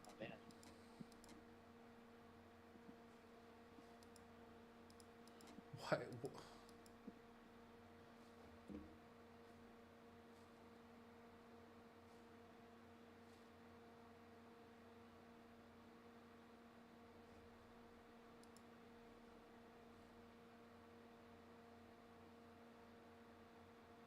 You need to give me some reason to hope here, buddy. Some reason to hope. I mean, I would say that it all lies in Gwinnett County. That's where the majority of, like, you need Gwinnett County to come through. Gwinnett County needs to be strongly Harris. So Biden got 240,000 votes. 40,000 votes have been counted so far for Harris. So Gwinnett County is yet to come in, and that's a big one. However, there is still a lot of the blue states seem to be in. How about Newton County? No, that's not going to save us there. What is with... There is Talbot County. Let's have a look at that. No, that's tiny. Then there would need to be... How about Bibb County? Bibb County. Okay. Georgia's possible. I mean... I don't know, man. She's pretty far behind. True.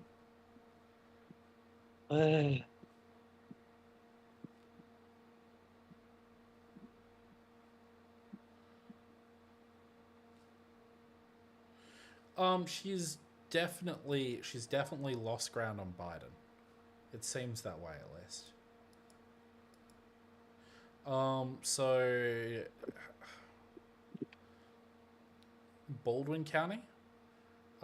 Trump won it with 50. Sorry, Biden won it in 2020 with 50.1 to 48.8, and today it's gone 50.9 to 48.6.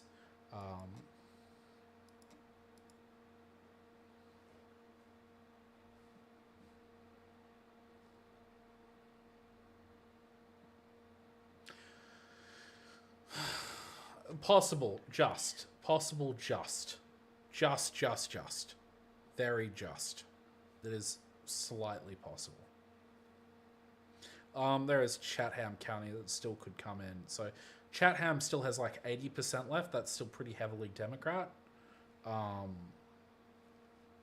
this is, I'm just only on looking... the off chance. I put $9 into Virginia going blue on predicted. It was the last 9 that I had left on there.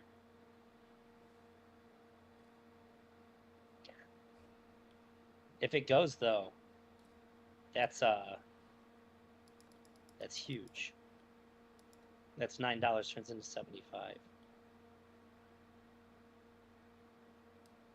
I don't think it's gonna happen, but it'd be super cool if it did.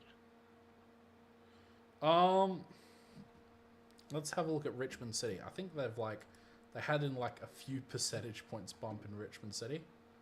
Where did I put that? Should I get rid of Virginia? I hope I didn't get rid of Virginia.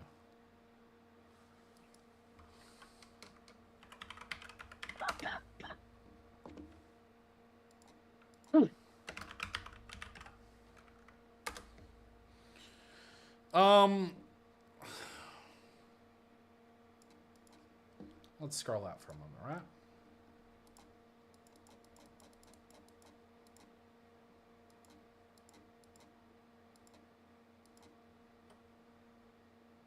So Harris positivity here. Harris is basically 40,000 votes behind in Virginia.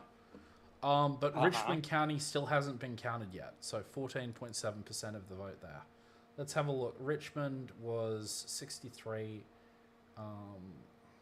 Biden took it 63.6. Harris has it at 76% right now. So if those numbers keep up, it would be pretty... Give us one moment. All right, so if we take Enrico...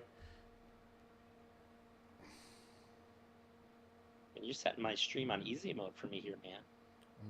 I'm glad to be of... Yeah, look, listen, I'm telling you right now, there's like 70,000 votes there.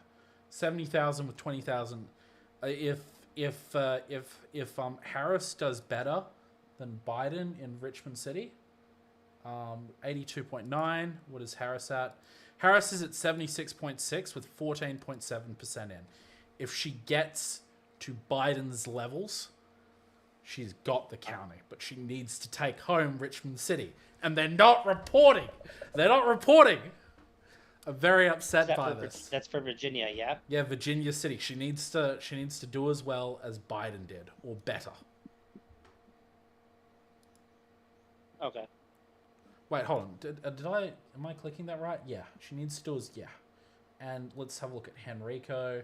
63.6. Let's check Henrico. Yeah, she's pretty far behind in Henrico as well with 55.9. Far behind Biden, that is.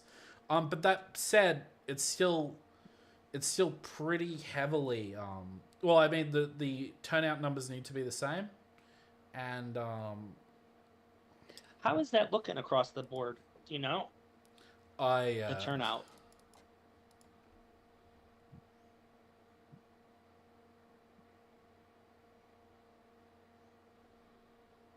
I couldn't tell you at this point in time.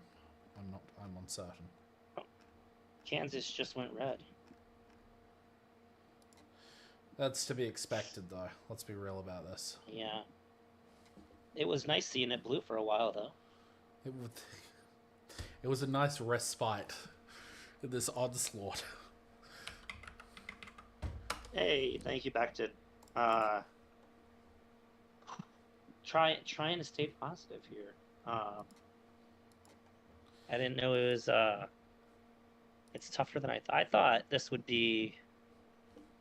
I don't know. I guess I thought that I was gonna try not to pay attention to the numbers too closely until we got more stuff in. But like, it's tough not to. Kansas is still in play. Kansas is definitely still in play. So the reason why I say that is Sedgwick County. Sedgwick in now, mind you, it's only 13.5% of the vote has been counted so far. So there's an element of, there's an element of sort of like there's a question to this. But if you assume the current trends going forward, 13.5% with I'd say almost 27,000 votes counted in total. It went 54.6% to Trump in 2020, but this time round, it seems as if Harris has been killing it there with 59.4% of the vote. That looks pretty good.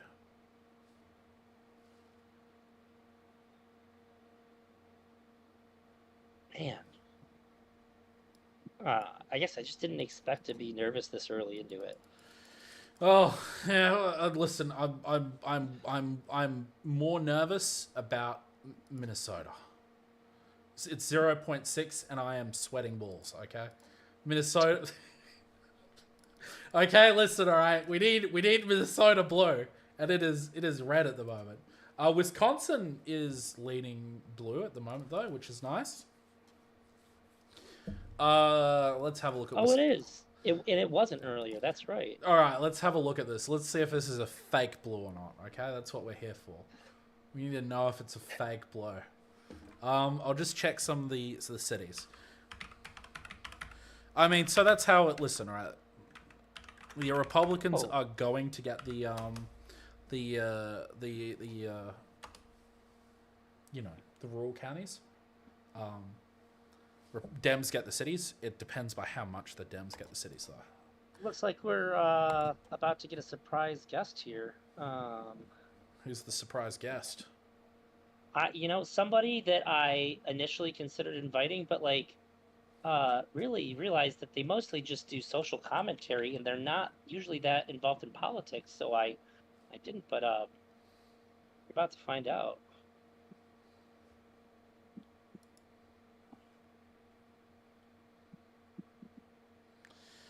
Yo. Hey. Yo. How's it going, Smith? What's up, Drazi? Smith. Oh my god. I hate this. You hate this? I hate this stream. I hate this stream. I'm doing my whole stream just complaining about how much I hate streaming right now, and how like the whole thing about doing so. I'll put you up for everybody. Hold on. Thank you. The whole thing about doing a stream.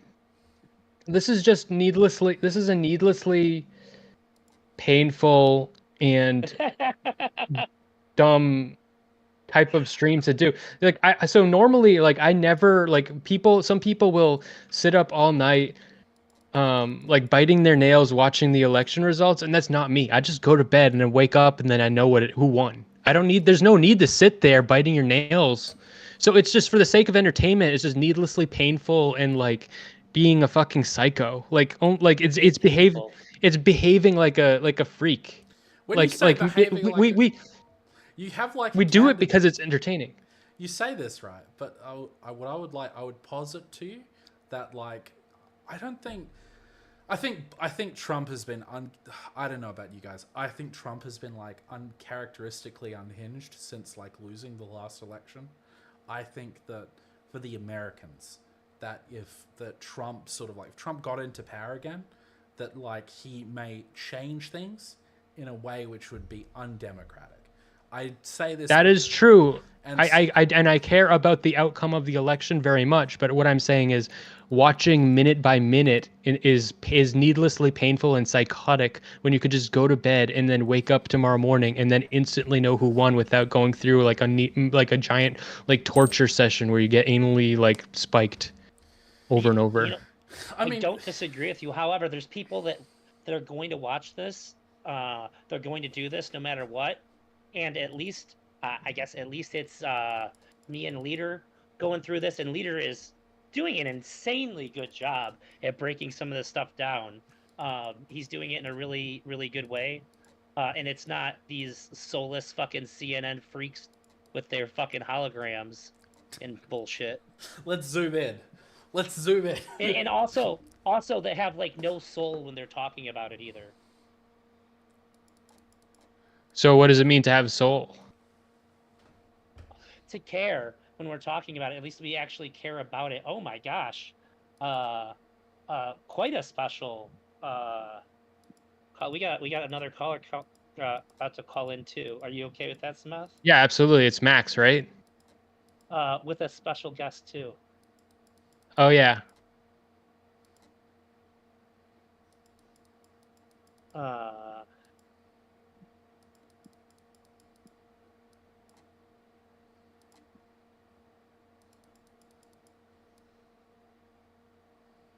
I just sent invite. Let's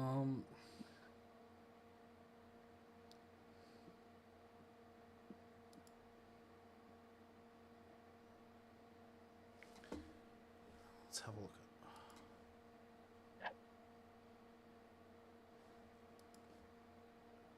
I hate this stream. There's so much dead air. I'm so self-conscious about this stream because a lot of the stream is so much of waiting. I don't like having waiting in my stream, but the point of this stream is to wait.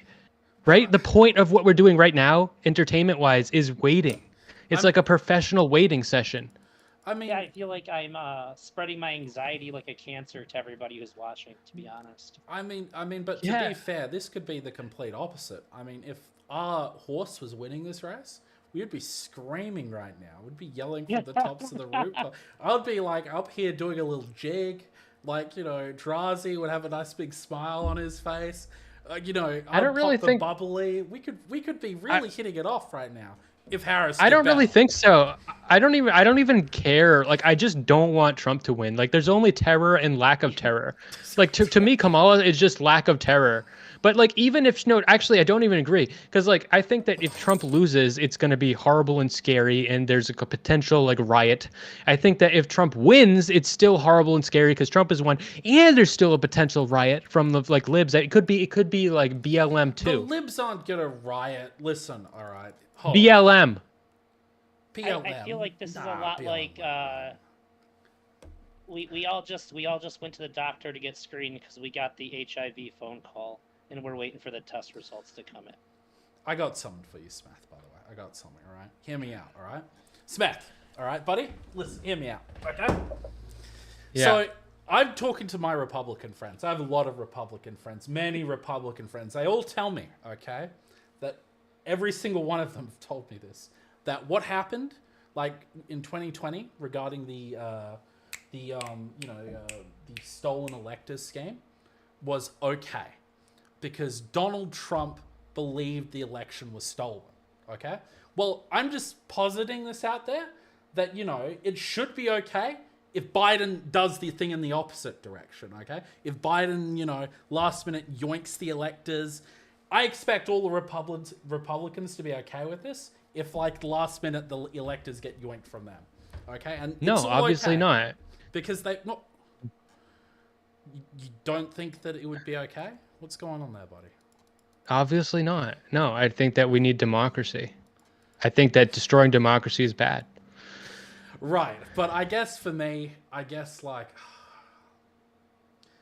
have you ever talked to like a brick wall before, like someone who is just so adamant in their wrongness that they will never. I know, but you're just saying that you hate Republicans, and so like you want them to lose because they're a brick wall. Like I don't know. I don't really know what you're even saying. What I want is what I want. Hi, Max, how are you? Hey, I'm okay. How are you? Stressed out. Yeah?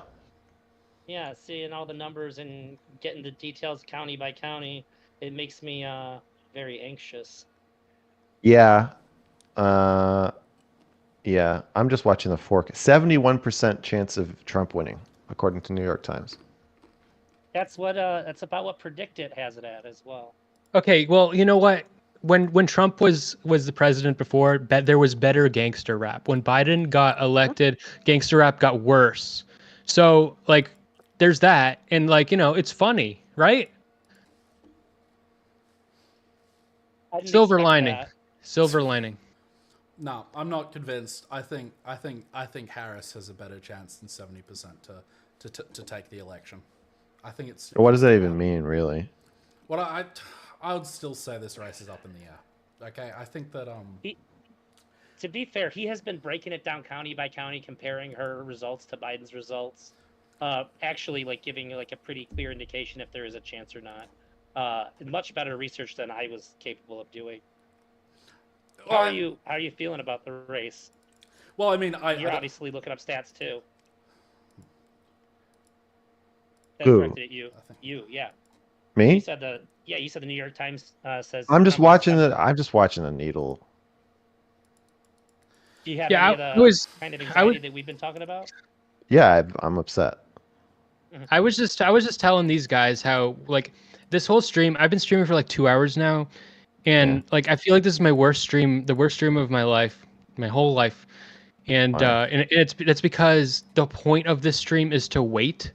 And normally I would just go to bed and wake up and learn who did it. Normally I feel like it's like unhealthy, mentally ill behavior to sit there watching the needle like a psycho, and it's like needlessly painful. Like just go to bed and then wake up and then you'll know. But we So won't the know. point- We might not even know for a week. Correct. Oh, really? Yeah. Well then, why are we even doing Possibly. this? Because we might know tonight. We Yes. might know tonight. Yeah. I expect we're gonna know until at least Thursday.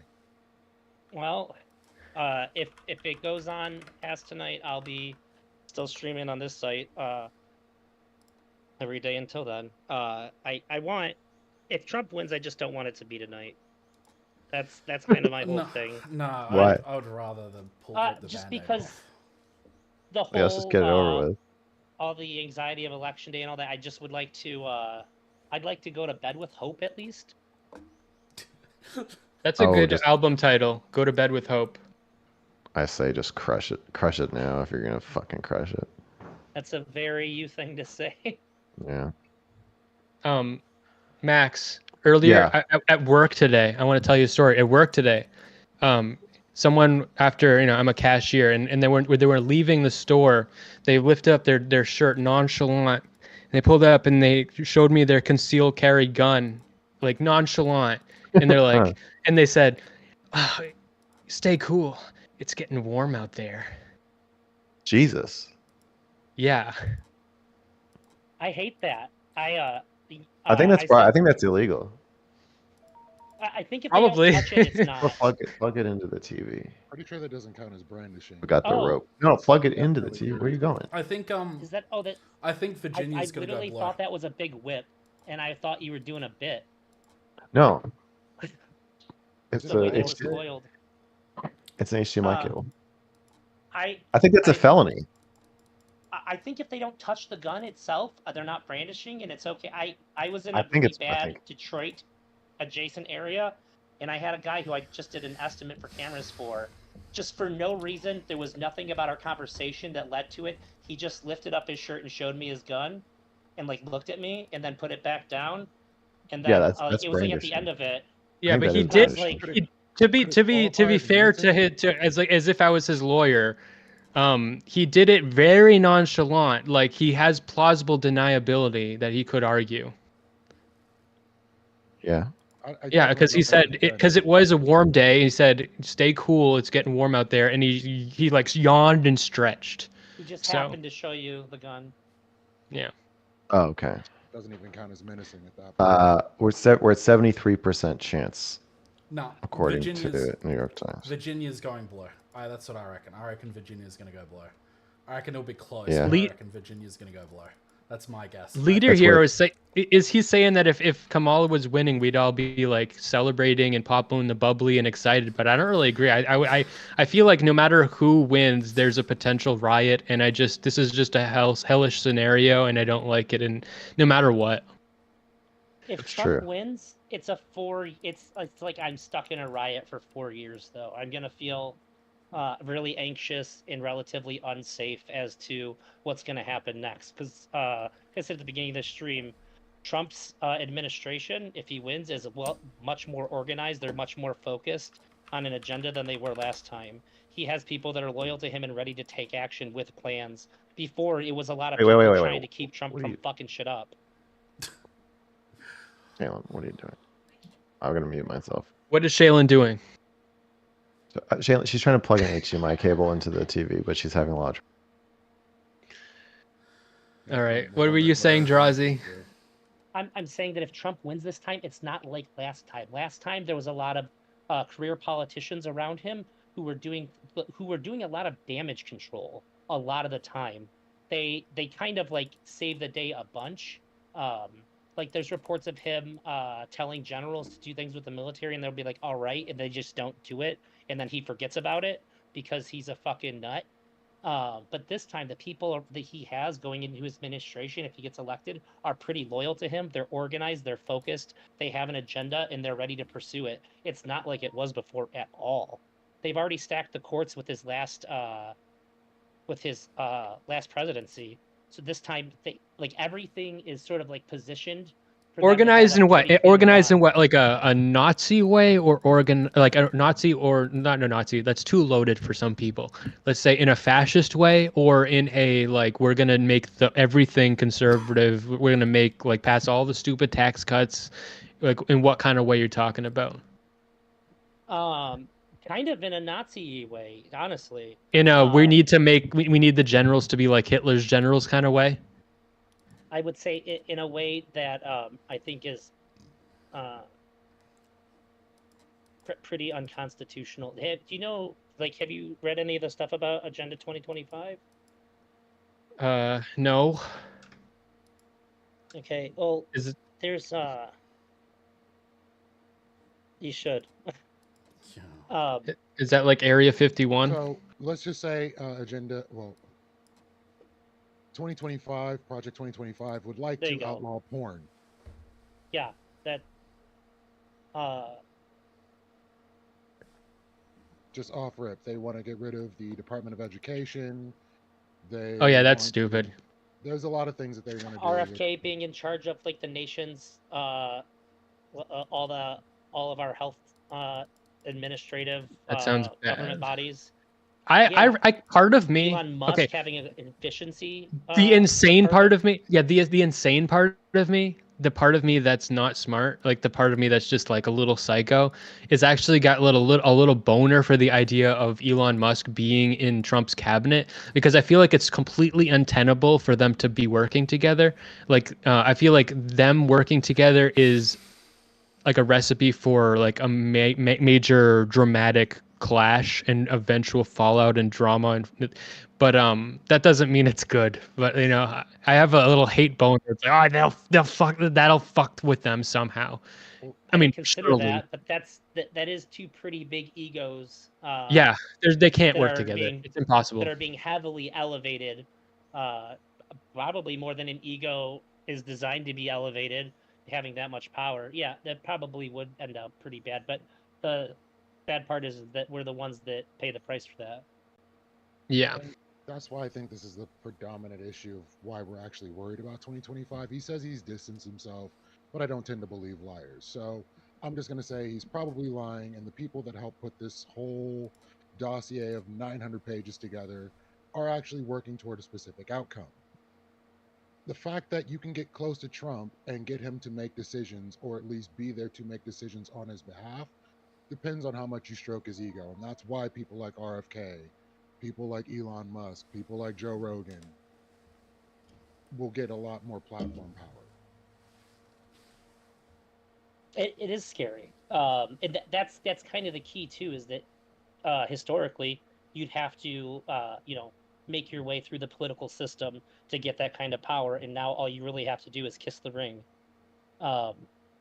And I don't want people who are willing to kiss the ring to have that kind of political power.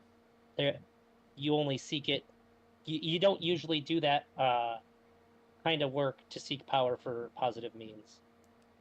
It feels it is inherently corrupt. Yeah, people that Also, seek welcome, power usually Shaylin. shouldn't have it. I think that It's so nice to finally have you on my stream. Go ahead, leader. Oh, I think that you're probably right with the like Trump's last run. He ran into so much trouble around the 2020 like what is it with the electors scheme? He tried to like get his didn't he try and get like the DOJ lawyers to try and come out with like there was election fraud, and all of them threatened to quit, and because of this they stopped I believe they stopped sort of like election interference in its tracks. And I think that like this time round I believe that Trump's plan is just you're either with me or you're against me, and going. I just think that that's a terribly bad news, because he's either at the end of the day Trump was either delusional or he was like willfully ignorant of like the truth of whether the election was stolen. And I think that I think he was willfully ignorant, and he was trying to cut out people who were trying to like block his like way to victory. That's just my take on the matter. Yeah, so I think it's incredibly dangerous if he gets in again, because I don't know what he's going to do when he's in there. He's obviously going to pardon himself. He had very little moral qualms when he's like he pardoned people that were that supported him or didn't testify against him. I think damn it, what was their names? He was incredibly corrupt when he was in his administration, and I think that was it's wild that the American public doesn't see him for what he is. I was like bought into Trump for like Trump had me. I was bought into the whole Trump idea for quite a while. I was For how long? At the start. I'm Australian, so he seemed like the only person who was paying any attention to how bad China was at the time was Trump. And his like opening sort of salvo was he put tariffs on China, and I didn't think any other politician at the time had the sort of like the gall to do that. But like, and Balls. yeah, The golden balls. that's it. And I followed him for as long. He said there was like election interference. I followed him for as long as I could. Like I was like, when I say that, what I mean is that I'm like, okay, it's possible that there was some election interference, but with every single any single claim that he made, there was like 10 more, and nothing ever came out of those particular claims. At the end, you sort of like come out of it like, I'm the fucking idiot here for believing him in the first place. And I feel as if a lot of So you people, were a Trump supporter through like 2021? No, not. I was well. It was like after the Pence election thing, I was like well gone. But That was in 2021. yeah. But you say that Kamala makes you excited? I think that anyone but Trump at this point would make me excited. I don't like her policies. I think that it would be much better to have someone who's hard on immigration, who would treat China with treat China as they should be treated, which is tariff them and treat them like the enemy they are to the United States. Those are the things that I sort of like, and overall, I'm sort of like, I think that you need an American president who like rises up the middle class and sort of keeps big business in check. And it seemed as if like he put out vibes at the time as someone who's not that engaged in American politics. He gave out vibes like that was sort of his thing. But so what made you switch? Just the election stuff? It was definitely the election stuff. Yeah. Was there a moment when you were like, I think Trump might be a liar? I was like, so it started, I ended up on the fence with it. And it's sort of, I was talking to my friends about it. And it just, every time I'll talk about, well, it's possible. They haven't come out with because I wanted them to do like the recounts of various states so I could actually see what was going on there. And if there was these election fraud. But as it was like leading up to this, it was just, I was coping. It was more like, well, they haven't released this yet. That could be it. It still could be the case that election fraud did happen in like the you started feeling like he had overextended himself in his claims, but maybe something somehow would come out to support them. It was almost like, so when you didn't want him to be wrong. You didn't want him to come out with this, like when he said that and you believed him. You don't want to think that this person who you liked to some extent, obviously you were in there for some reason. You don't want him to basically be that full of shit that he would come out come out saying the election was stolen and just be on. Just I guess that's what's so divisive. That's what makes him so divisive, is that he says things where either the other side is evil or he's completely lying, but it starts to be one or the other, and I guess that forces most people deeper into the fold. But obviously he loses some support too by doing that.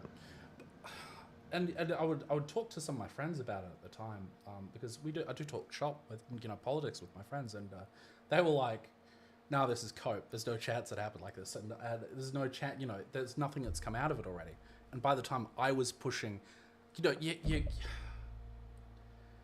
it's ended up Trump is a charismatic guy. He's a good speaker, and he can. You're right. You just don't want to believe it. Just don't want to believe that someone could come out and just bullshit that like the American system was the American election was stolen. But that's exactly what happened. And how much of it do you think it was you were afraid to have been wrong? How much do you think that kept you in it? I don't know. I wasn't afraid of being wrong, but I was bought in. So essentially so for me, that's kind of what I mean. His identity. How much did his identity become part of your identity? Because I feel like that would be the thing. Because when somebody like that is giving such strong positions, where either he's crazy or everybody else is crazy, and the more you buy into his thing, your identity becomes like, well, if I think that he's not crazy, then him and his identity and my identity are becoming intermingled. They're becoming entangled. I don't think I ever sort of took it as a part of my identity, but I held him in good regard. So for instance, for me, I was I for a long time have believed that China is like an aggressor in the region, and that no one's treating them with sort of like the respect they so deserve. Why I say this, like, so during COVID, Australia tried to sort of organize an international investigation into the origins of COVID. Does any of you know how that ended for us? No. How? A huge part of our trade is trade with China. They tariffed everything that wasn't iron ore. They threw our free trade agreement out the window, and we didn't do any. We were trying to lead a UN sanctioned like a diplomatic region. This is on the back of like the 9-dash line, and basically them being incredibly aggressive in Southeast Asia towards all the other countries in the region. And it seemed as if from the time that most presidents were so in bed with the systems were so entwined that there was like they didn't want to deal with the problem. Like there was a good example of this where like China took over some island that was in the Philippines, like exclusive economic zone. America has like a defense pact with the Philippines. This shouldn't have been something that happened, but because you had like weak American policy on China at the time, this sort of thing was allowed to go by unchecked. So all of this brought big points for me on Trump. I liked this so much because I felt that no one else in the world was willing to. China's rise was an inevitability. They're going to take over the region. Everyone's going to be we're going to be left for ourselves, and that we have to just deal with essentially, with the outcome of this. So that's sort of like why I initially liked Trump, because he did take it he did sort of like bring forth tariffs and sort of like bring forth a more of aggressive posture towards China at the time, which was what I think we needed. But I think at the end of like where we ended, like at the end of his election, I think he let his ego get in the way of he couldn't stand to lose. I think that's at the end of the day. That's where sort of like it, and he was willing to throw out everything just so he wouldn't be a loser. And I think he was also. Do you think that he used to have like more values that he has now like thrown to the wayside, but he used to stand for something? No, he was always like he's a charismatic guy, but he was always like this. So you don't run in. So like everyone has like personality quirks, but you don't always. Guys, I gotta duck out. I feel like we're all just agreeing with each other. This isn't. Well, before you go, I What? literally have heard nothing about what Shaylin thinks about any of that. She's here on the screen. Do you want to give a take? Well, we all agree with each other. Shaylin hates the Chinese. Oh, Well, I don't know. actually just learned a bunch of shit about it. I had no idea. Well, wait. How do we cover this without like? I don't understand like what we're supposed to even talk about. Well, Me just neither. cover We're all the just having a numbers. panic attack. Yeah, That's true. like this 100%. is a horrible stream for me. Like I'm just complaining about it the whole time. I mean, honestly, Yeah, well, Well- I don't want you to mess up my stream just because you don't know how to talk about the election. Well, no, if Well, I to be fair, have Chip's gonna people. let us know why this is all stupid and we're all stupid and. I'll all tell you fucked why. anyways. Bro, Jillionaires, let's go! We're getting percentage points one at a time, one state at a time. Let's go, Jillionaires. Holy. Did you see that she didn't submit in time for Ohio, so everyone that voted for in Ohio just threw their ballot away quite literally? Like actually, physically, literally? Oh, I didn't see that. You did not disappoint. So funny, bro. All right, guys. Let me know if there's like an argument or something. Yeah. Oh, God. Thanks for popping in. Thanks for having me. Oh God, Absolutely. I don't know what to do. Just Girl, That's What's going on? Actually, pretty fun fact. Wait. Oh my God, Pennsylvania is leaning red. Oh no.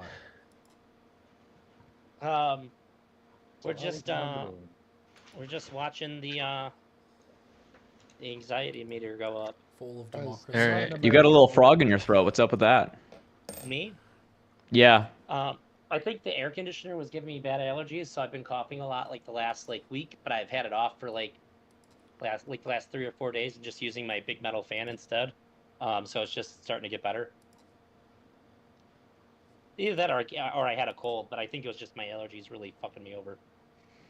Long time no Hate see, to see Tuna. it. Yeah, how are you doing, buddy? Doing good. Well, that's not what I heard a few seconds ago. Oh, I'm miserable. I'm I really miserable turned your covering mood it. around that fast. Well, no. Talking to you, like asking you how you're doing. Now I'm excited again. Well, briefly. That is true. That's true. So I think that a lot of people are throwing themselves into a tizzy a little too early. I think that the last election has, and especially COVID, has made it so that the mail-in ballots are not all red like they used to be. So some of the latest counts are demographically bluer than you would expect. So a lot of our previous metrics are maybe going to be thrown, but God only knows. God only knows. I bought 100 shares of, or 75 shares of Georgia going blue, despite what it's looking like. I legitimately, with that hope. if I wasn't, so IRL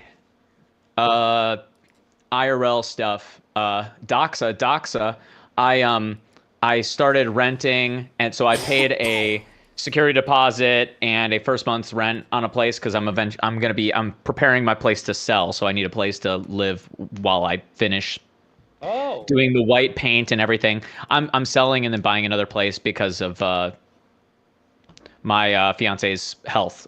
She can't access the upstairs or the basement, so we want to get something that's a little bit more accessible for her. Anyway, moving on.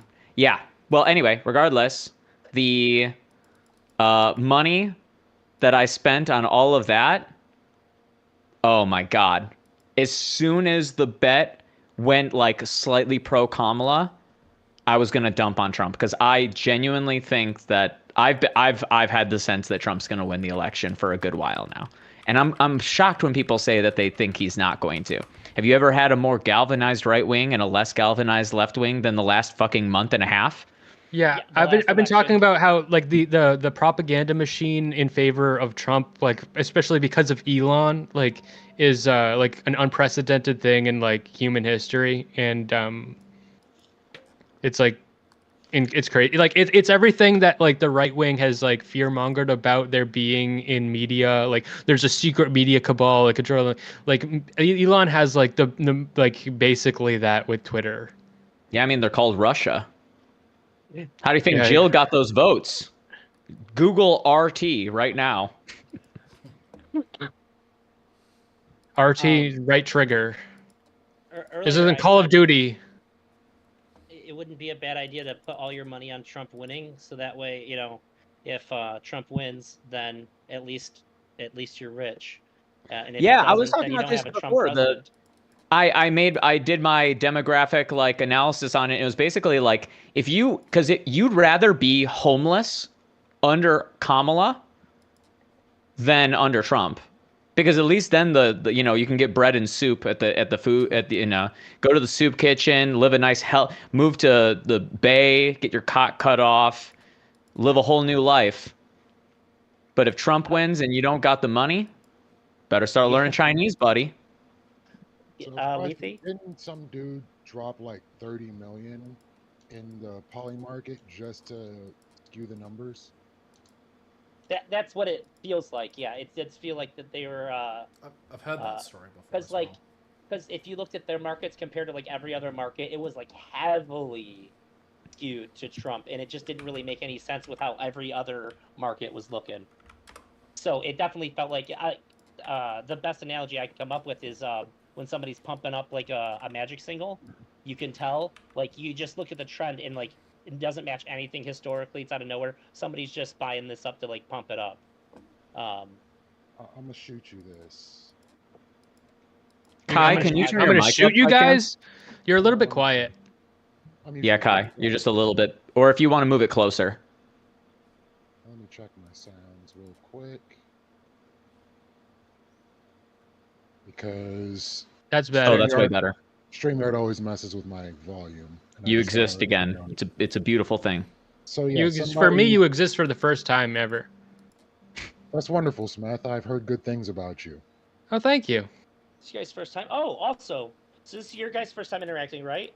It's my second time talking to Mr. Girl. First time speaking to Smith. And also, first congratulations, time Chip and Leader, right? Yeah. Oh, I know Chip. Chip is great. First time meeting Leader. Great How to you meet you. doing? Yeah, Yeah, I've done lots of stuff with Kai. No. I was saying first time for tuna chip and leader because I just assumed earlier. I Oh was yeah, talking I don't about know you, who this and I person is. mentioned you offhandedly. The way that the I don't know who this is yet because I have the streamer mode thing. It's literally just an L and some dots. Oh, I want to I don't know enough about Smith, so I don't know how much is a bit, how much is real, like what the propaganda it's all actually real. is. It's all real. It's all real. Okay. Smeth is 100% genuine all the time. I mean, Hey, a more little power bit. to I'm a you. little bit of boisterous, a little bit to try to be entertaining. But I mean, I feel like you're like that. Like if you and I got along and we both worked the same place, you'd probably be similarly boisterous, would you not? I don't know. To have being on stream and trying to be in. I'm not trying. If we were hang out in a fucking whatever, a McDonald's, I wouldn't be trying to entertain you so much. Okay. So You just be putting too much salt on the fries. yeah, I would just like curl up into a ball and like go quiet I reckon, half the time. I'm less boisterous on stream, as Tuna and Leader can attest to. So I sent you a link, Drazi, if you can Yeah. just check that out real quick. Literally, there's a mystery $30 million dropped into Poly Market. Someone $2. I just got $2 super chat. Nobody was excited for Biden last time, but he won. It's not even about being excited for Biden or for Kamala. It's about how much we dislike Trump usually. That's the real metric we're looking at. As much as I don't want to look at it that way, I don't think Democrats really have anything to run on beyond that once Trump is gone. So I would hope that the Democrat Party will figure out something new in the future to run on and actually have substance. But for right now, it's just literally galvanizing beyond I don't like Trump and I don't like the people with Trump. I mean, my main read on why I thought that Trump would win is because Kamala got both the Fuentes and the Richard Spencer condo nation. Like they both said we're going with Kamala. And whenever you have like weird far right wing people saying that they're going to vote for the person who is not, and now obviously they had some history. A lot of the Groypers tried to get in the cabinet, essentially got pushed out of it. So now they see Trump as sort of an impenetrable wall. That gave me a bit of a stir. It meant that like the media, even the alternative media, because that's what those guys are fundamentally at this point. Fuentes has become alternative media. The alternative media is scared of a Trump presidency, which why would you do that unless you had a massive audience that you were scared about? Like they know what the right wing is like right now better than we do.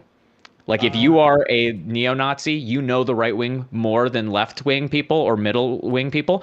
When there are multiple radical far right people saying I'm voting Kamala this year, it means that the right is like fervent and passionate and particularly unhinged, if that makes sense. Maybe they're just bitter because Trump seemed to have their back and then he sold them up the fucking river.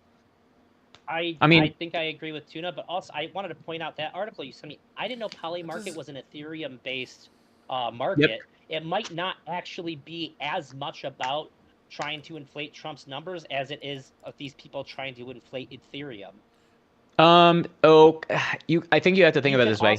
The right wing. You can also bet on whether Ethereum's going to go up as well. It's a filter. It's a filter too, because it's like who owns Ethereum? Do you think fucking Kamala supporters own Ethereum? There's a reason why they picked Trump over Kamala, but I think the massive amounts might be more to bolster their financial holdings in Ethereum rather than trying to sway the election by misrepresenting the market confidence. Oh yeah, I'm not going to say that they are trying to misrepresent.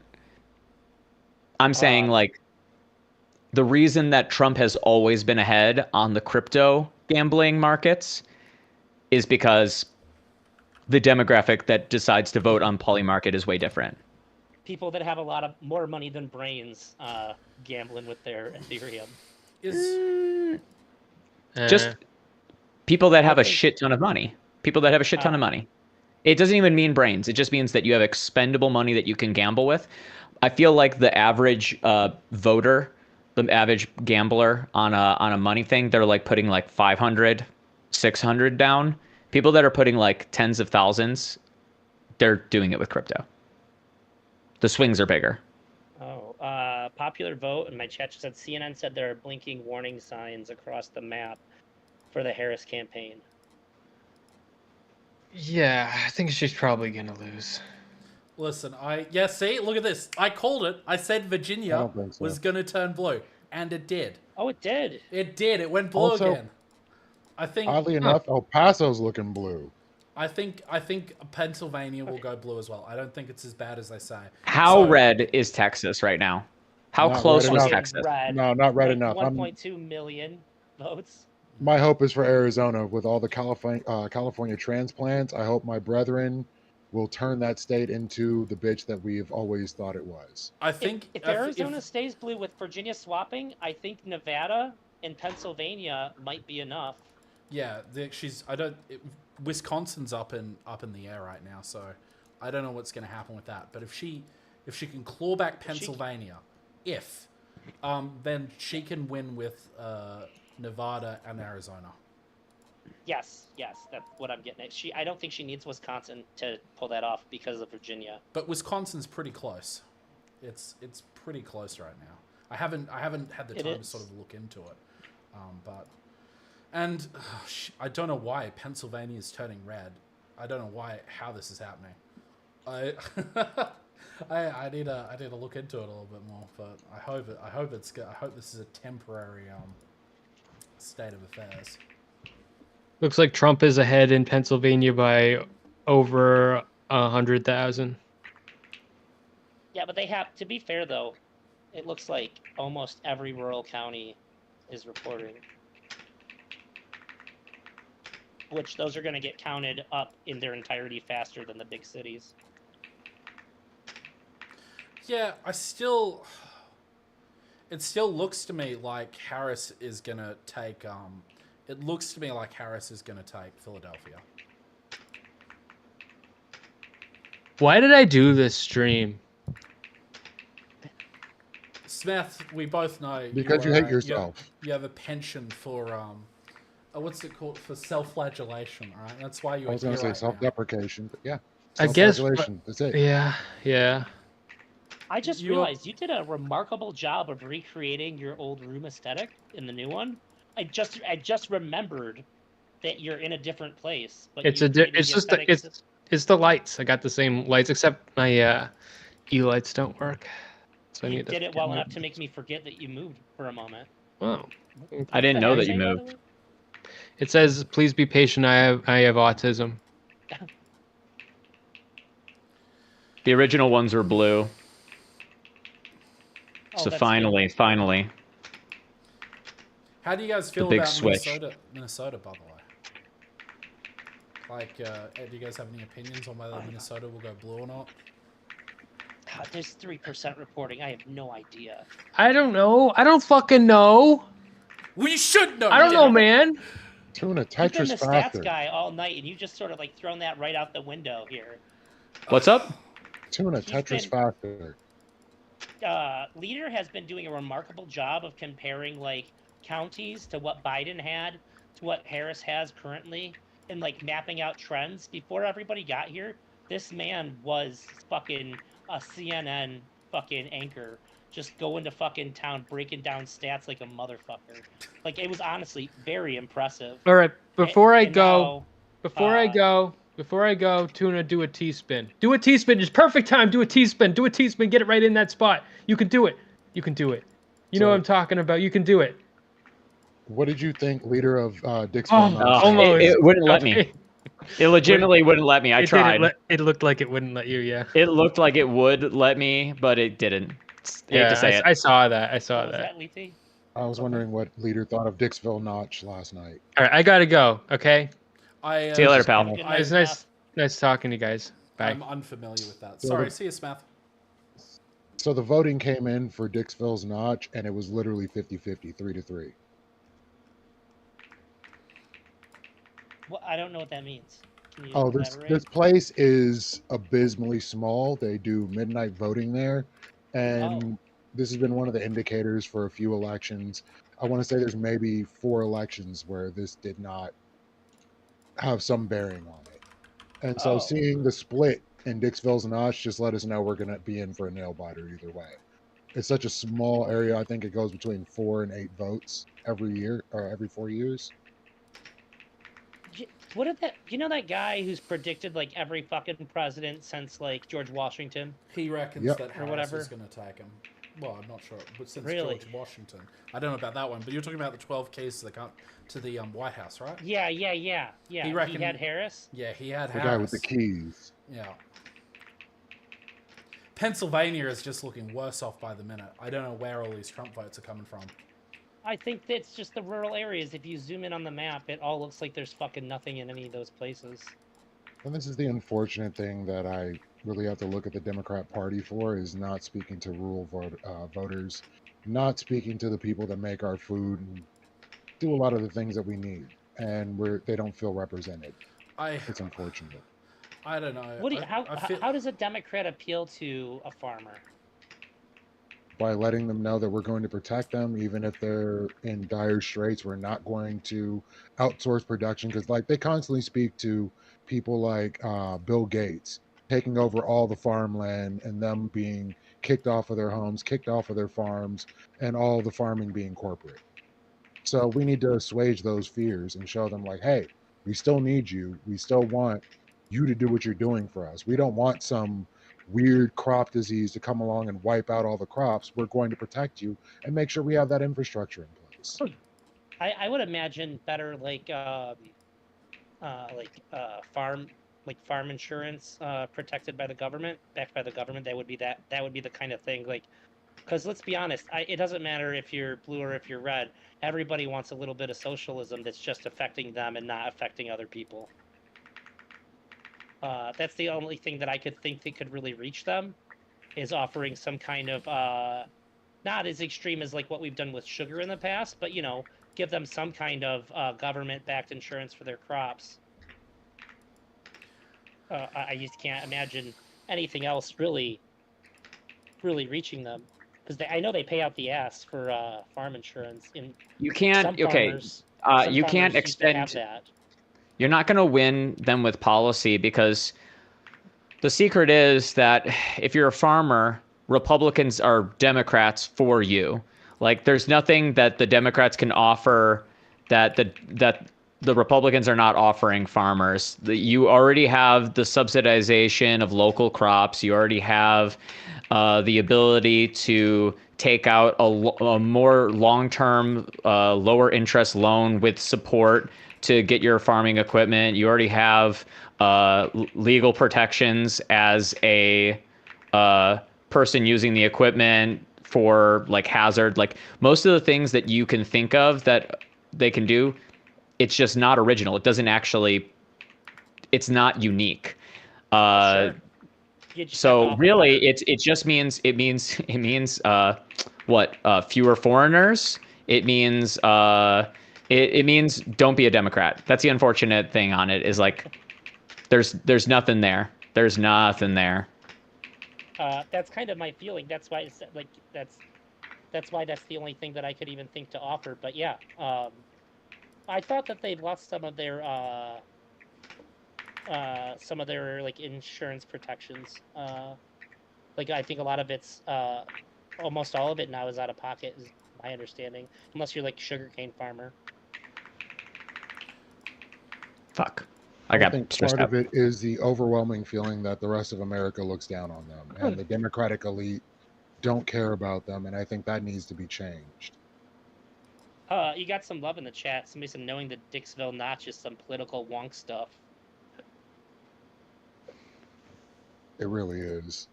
I've learned a lot tonight, honestly. Between that and then all the stuff about China's fuckery with Australia, I would have never known. China is fuckery. Everything on I a learned about grand China scale. sucks. Well, see, this is why I didn't like Trump. Trump was problematic. Oh, go ahead. Sorry. I wanted to just like put something in there. There was more like the stuff around COVID as well was like I didn't like any of that stuff with China, but I didn't want to like get anyone on stream to monetize or anything, so I didn't really get into that. Sorry, continue on, buddy. So my first job, this was back in 2001, was working in imports. I was a brake book specialist down in Inglewood near the airport. And the thing that was going on that year was, I believe, swine flu. So we heard about swine flu going on in China, and I was just like, American exceptionalism, that's not going to happen here. And lo and behold, it didn't really hit here like it would have hit there. And then things happened with Ebola along the way. And Obama put in the pandemic response team. So things were good. Then looking at tariffs, understanding how tariffs work, what Trump was doing for tariffs against China was wholly bad for America because most people of low income in America are going to spend money on goods that they're getting from Walmart. Like that's what Trump was tariffing. So when Biden got in and changed up the tariffs to being EVs from China, that's definitely something. You want to tariff high ticket items that don't need to be made somewhere else. The low tier stuff is going to affect most low income people. I kind of disagree where you're at in terms of like, so if you tariff China, I agree that like the at the end of the day, like there is going to be like less competition in the market, so consumers are going to be are going to get higher prices for goods. However, that doesn't mean that that companies are restricted from like sourcing low income labor from other countries. So one of the main things is that say if you did throw up a bunch of tariffs on a specific country, it's if you do your trade policy right, it's possible that there are other areas like say for example take cars. It's possible that you could import more different cars from different areas. Just because you tariff like a specific country like China doesn't necessarily mean that in the long term consumers will be subjected to higher prices, as long as you have like a robust trade policy, if that makes sense. And that's the problem. There wasn't a robust trade policy. It was just slap tariffs on them. If they'd given incentives to other countries to trade with us for those low-income goods that Walmart and other places were having, then this would have been a good policy. But that wasn't what happened. So essentially, Americans, low-income Americans, had to pay for those tariffs. So the problem comes down to if you don't set up before you put these tariffs out there, you're going to have a problem. Where it comes down to the EVs, that's definitely going to be something that's going to be good for us because we're producing plenty of EVs that are under the policies for the subsidies. So most American EVs, of course, were good for it. Hyundai didn't make the cut. I don't think Japan made the cut, but there were no tax breaks, but there were incentives that were put in place. So if you remove that from Chinese EVs, people aren't going to buy Chinese EVs for the most part. It's just not going to be cost effective. Just a quick election update. Arizona is it's barely more than 1,000 vote difference right now. Oh boy. I think Pennsylvania. I'm so not sure about this, but if I had to flip a coin, I would say that Pennsylvania will go blue, and Michigan's going fucking red. Holy shit. Oh, all right. Okay, listen. Michigan's gonna come back around. Do you know how Wayne County is massive? Okay, and Wayne County is blue as fuck. There's over 1 million people in there, and it's blue as fuck. Okay. The only reason I say Pennsylvania might come back is because there's still, like, it's as you said. I looked over it. There is a lot of there's a lot of the Republican votes have been counted already, and a lot of the leaning blue states are yet to come. But it's gonna be close. I reckon. If right now Detroit's showing red, it's not gonna be red. Okay. Let's have a look at Arizona. Yeah, that's the one I'm really interested in. So it is razor thin right now. So Pima County, in 2020, Biden won it with 58.6% of the vote. Harris has got 62.6%. It's 49% counted. So she's ahead in the she's ahead in Pima. Let's have a look at. This is versus Biden, yeah. Yep. Well, no, yeah. So I mean, Pima County, it looks good to me. So as long as there isn't, as long as the trends continue in Pima County, it looks pretty good. Let's check Phoenix. So Phoenix, Biden barely won, in 2020. Or sorry, it's Maricopa County. My apologies, Maricopa County. Biden barely won with 50.3% of the vote. Harris has 50.7% of the vote currently. There is 54% counted. Let's have a look. There's not a whole lot of stuff in That's here. a red fucking map. Listen, it's gonna turn blue, but it's gonna be a tough I know it ride is. there. I'm getting more confident with this. So I don't know how this looked. Do you guys have any recollection of how this map looked around this time last year? 'Cause the blue wave was a real thing. So it was the red originally. It was like red wave, and then like people they started counting the mail-in ballots. They counted them last, and everything went blue, essentially. So, but you know, who knows whether that's going to happen this time? There is Arizona to me looks like it might go to the Dems. Maybe this is Cope. It's a question of how much the messaging is stuck of them being anti-mail-in ballots. So Trump does have a slight lead on himself last round. So in 2020 he had 57.9% of the vote. This year he's got 58.1%. And Harris is about 1 percentage point above in that county with 44% counted. So basically, it's a bit of a race between like Pima County and like the Dem states. But let's have a look. What's the population of these things? Or Pinal County. I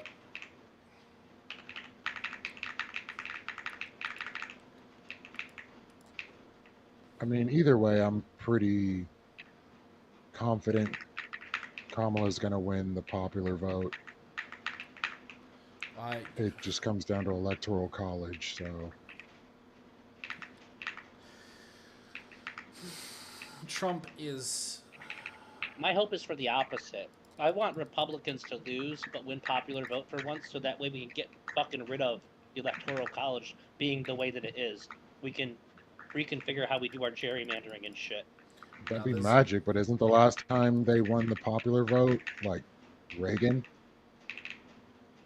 Yeah, that's why it needs to happen. If it happened in this heated up an election, I think that we would finally start to see some fucking reform.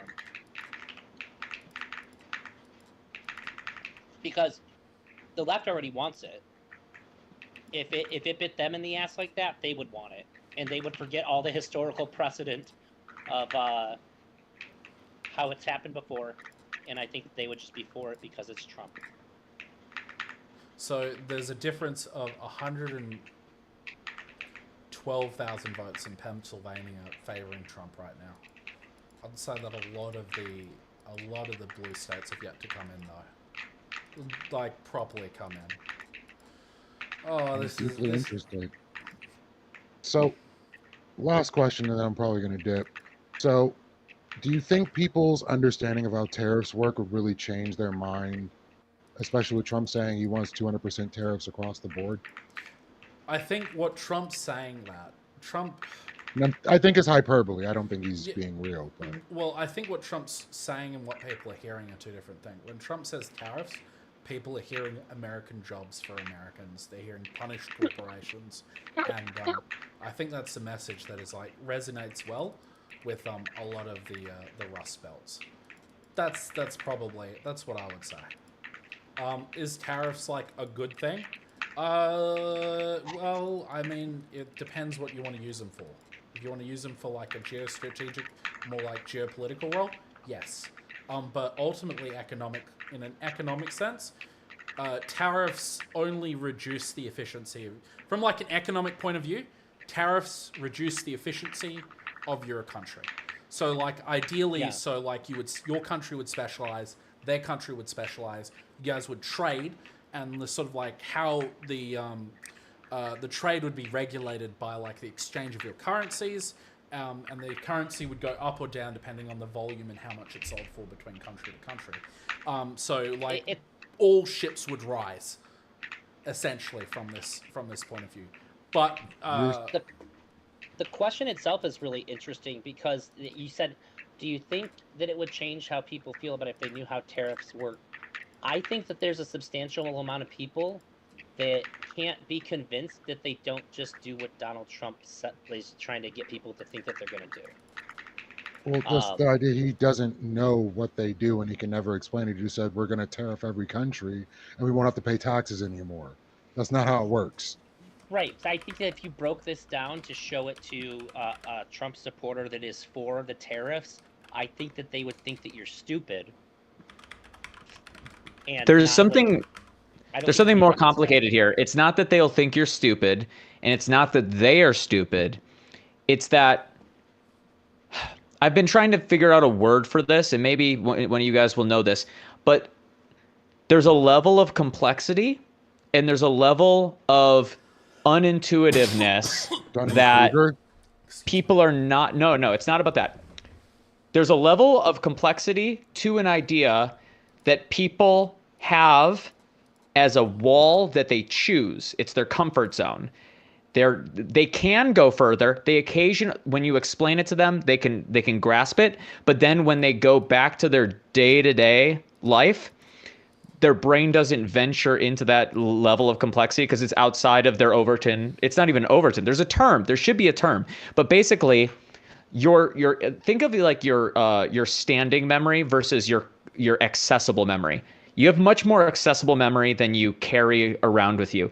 Think of it similarly, where it's like the level of complexity with which you're willing to think about ideas. You can grasp what a tariff is, but you can't, while thinking about the world and real implications, apply that level of complexity because it's outside of your comfortable working space. It's like how much RAM you have. It's like a one-way epistemological door. You can go in there, but then you can't stay there, and you can't hold the door open. Once you go in, it closes. Once you go back out, it closes back, and these things are inaccessible from each other. Like I can have a conversation with somebody where they will admit that something is contrary to what they believe, but then when we proceed the conversation down the road, and I have to bring this thing up, they will once again go back to the initial disagreement, which they caved on, and then hold that same position after realizing that their initial position was false. I see this a lot. It's gotta. You just have to think the way that they think. I think the RAM analogy is the easiest, where you just think about it like, imagine that somebody has 10 units of unintuitive thinking that they're able to distribute at a time, and it takes them 6 units to conceptualize the correct definition of tariff, and it takes them 6 units to just think about how politics impact their daily life. They can do one at a time, and they have room for something else, an incorrect, an approximate. This is what I think is happening, where a person hears Trump talk, and he says, this is how it's going to impact your life. This is what it's going to do for you. You're hearing a personal message and how it's going to change. You're thinking about the future. You're not actually able to, while hearing that, think to yourself, well, wait a second, hold on. That's not how tariffs work. The thing he's saying is wrong. You're instead thinking, well, maybe Trump's wrong about how tariffs work, but he's still being honest about the future.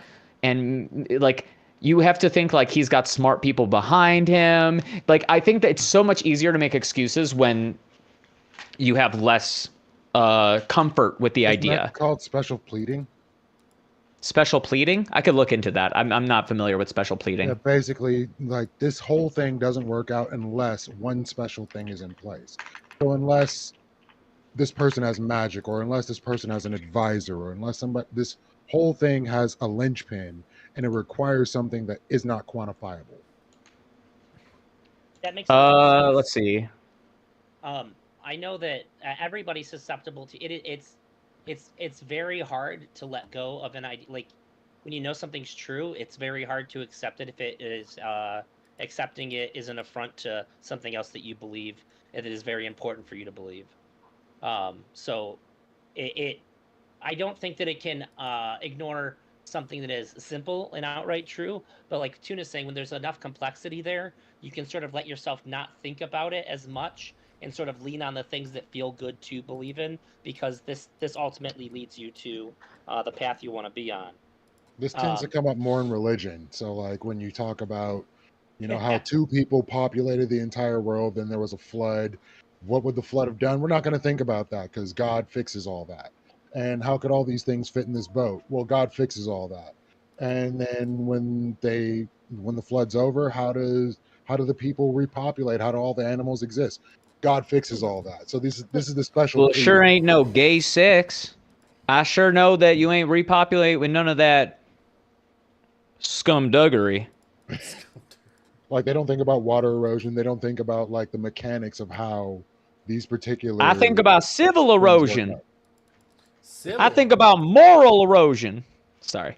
Yeah, it is like there's a certain level of complexity, and if you're thinking of one complex idea, you have to put that domain away to think about another one. And I do think that people, when they think about their own life, it is actually overwhelming enough that they have to trust a specialist. And I don't think that it's an intelligence thing. That's the really hard issue here, is that there's just okay. Have you guys ever met or it's actually kind of a popular thing. People will say sometimes that,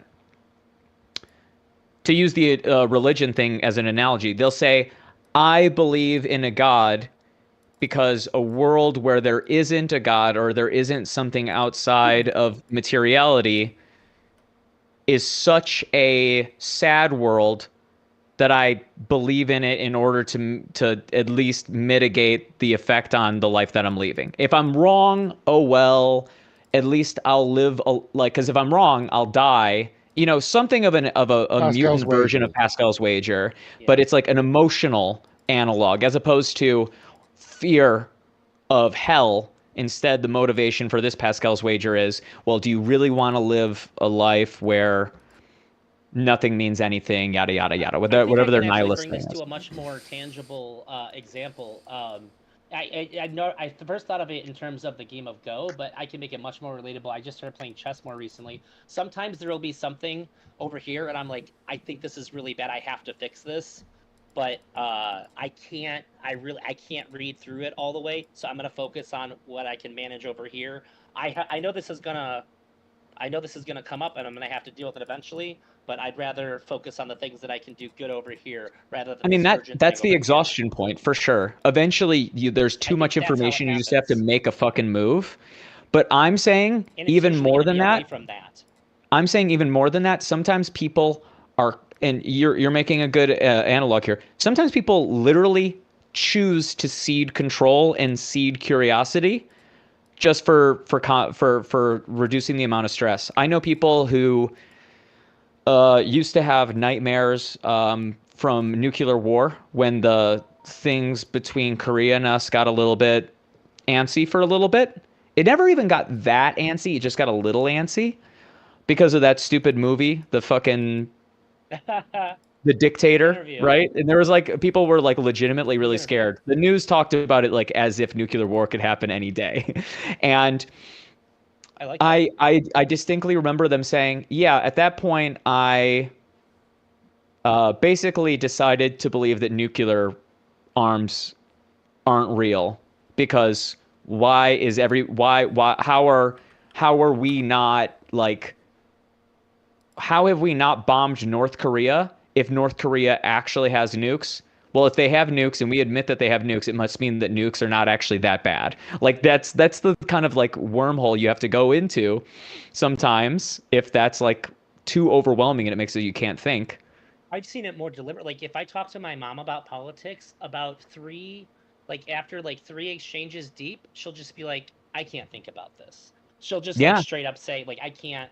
Like that's for other people to figure out. I can't do it, and I've always been kind of more or less appalled by it because I'm like, this is like what I'm talking about is like pretty impactful to you, and like you just can't even. It's not worth your time. But I've grown to understand as I got older. Like she literally can't.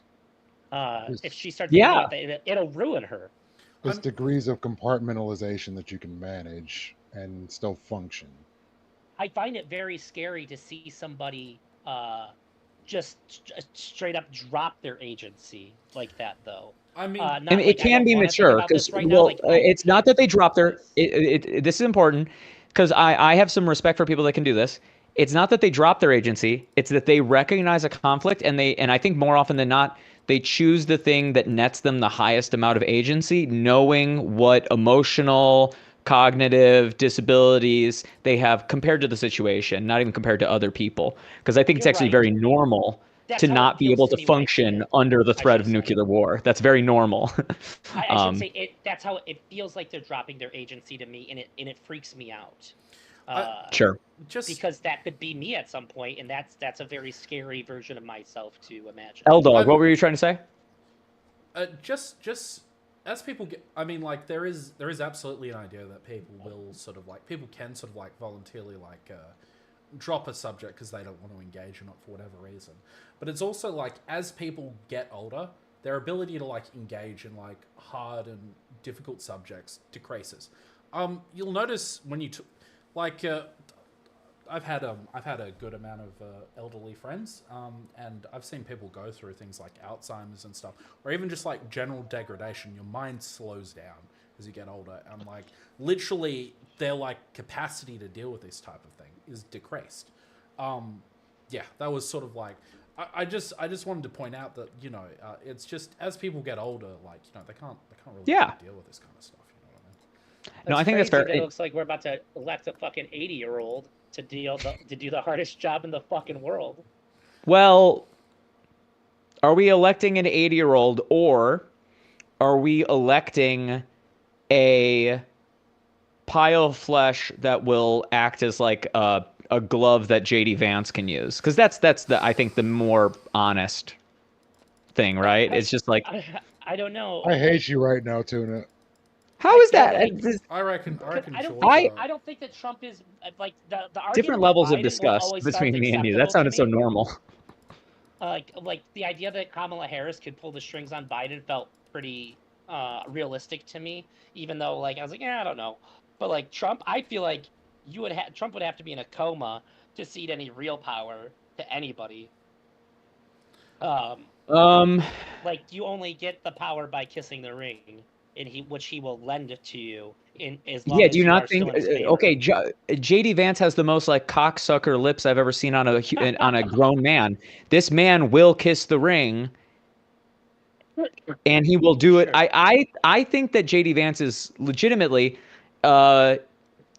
despite the social awkwardness, I think he is legitimately cranking it out with like a 120, 130 average IQ. I think he knows how to play a little game, a House of Cards style game with Trump. Like, and Trump is also probably not in the best health. I think that the man's probably being held together by sticks and glue right now. What do you mean? He's only eaten McDonald's for every meal for the last 20 years. I'm sure he's the picture of health. Did you see the if that picture is arthritic and pale, perhaps. I mean, he's caking it on. Anyway, okay. Did you see despite the that, Jake despite Tapper that, interview with him with Vance? Which one? Jake Tapper. We watched it before I had guests on, and I've never seen a politician get torn apart by a reporter like that. But through it, JD Vance just sort of he did like that frown smile, like that cocky one, and waded through it. He looked terrible in it, but you would think that he thought that he won it, which is very impressive. He has Trump level confidence, but the politician need to actually respond to things. It's bizarre. He's kind of like a better looking Ted Cruz without the memes hurting him, weighing him down. It's crazy. I don't know how he got past the couch fucker thing. I haven't seen a meme about that in 2 months. It didn't stick hard enough. It's crazy. Somebody called Ted Cruz the Zodiac Killer one time, and we're still talking about that shit. Well, Ted's a weak man. Ted's a weak man. He doesn't have that ability. I think the saddest thing is that when you call him the Zodiac Killer, the thing that really makes him feel insecure is that he's never accomplished such a great task. He's never made such an impact on the world. It's a pathetic existence that he has. The most notable thing he's ever said is he stood in front of a butter cow and was impressed by it. Oh my God! Look at this! Wow! Wow! He's the male Jill Stein. He's a walking loser. He'll die absolutely unaccomplished compared to at least his ambitions. He wanted to be president really bad, but I don't think he has that like take it on the chin kind of personality. He had does. like a week or two of being cool when he stood up to Trump for talking about his wife. He got shot back down, but then he came and kissed the ring afterwards, which ultimately bitchifies you for forever and ever. There it is. Like there's no coming back from that. I'd never show my face in public again. You got some new results, Kai? Because you have some shame. Dude, that would oh, California came in. That's why things. Yeah, look we so already much know. better. I was like, hey, what's going on here? Oh, okay. Yeah, Cali's good to go. We got our red problem. We got our red problem fully under control. We knows how to party. Cares about. Arizona is literally 3,000 votes different right now, and you've got like Arizona is fucking bonkers. And you got Jill Stein with and Chase Oliver. I don't know who these people are, but they've got like holy 14,000 between them. Let's go, Jillionaires! There are literally bajillions of us. I knew it. If Harris loses, Jill's in Arizona, I would chunk it up to Jill Stein. Bro, she's gonna hit Kamala with the Jill shot. Let's do it, baby. Right in the sniper's eye. Holy. Well, on that, I'm gonna dip. Y'all have fun. Thank you for having me on, Eldrazi. It's been a blast. See you later, Kai. This was fun, and to you two, I appreciate you guys coming on. I've been at this for 4 hours. My butt hurts from sitting in this chair. Lethe, I appreciate you coming on. You contributed some very interesting and unique stuff. I really appreciate it. Yeah, hope to do it again soon. Catch you next time. Take care. Yeah, guys, my ass is sore from sitting on this chair. I got a pillow on it, and I'm donezo. From getting fucked by these polls. Dude, you're not wrong. I'm still gonna be looking at them while I'm trying to fall asleep, getting stressed out. But hopefully, have hope. The blue Listen, wave comes through. I'm a believer in the blue wave right now. I would say it's about. There's 80% that Trump will take Georgia, but that's not. What is this? Is this like 1 in the afternoon for you right now? Yeah, 12 p.m. Yeah. Wow, I'm getting good at this. If something major happens, I expect to wake up and see some DMs from you since you'll be up through it. I'll be up through all of this. No, but right, are you going to bed, Mr. Drazi? Yeah, I just wanted to say thank you to all the people that were in the chat at politics.tv. Thank you guys for showing up. This was, I don't think I could have done this as a one-man show for 4 hours and had it be anywhere near as compelling. Leader, my hat's off to you. You crushed it, dude. Thank you. And Tuna, you do what you do, and I love it. The Jillionaires thing fucked me up right when you came in. Oh my God. I was totally unprepared for the Jillionaires. Let me just say, no one's ever been prepared for the Jillionaires. I gotta say, you gotta laugh out of me, mate.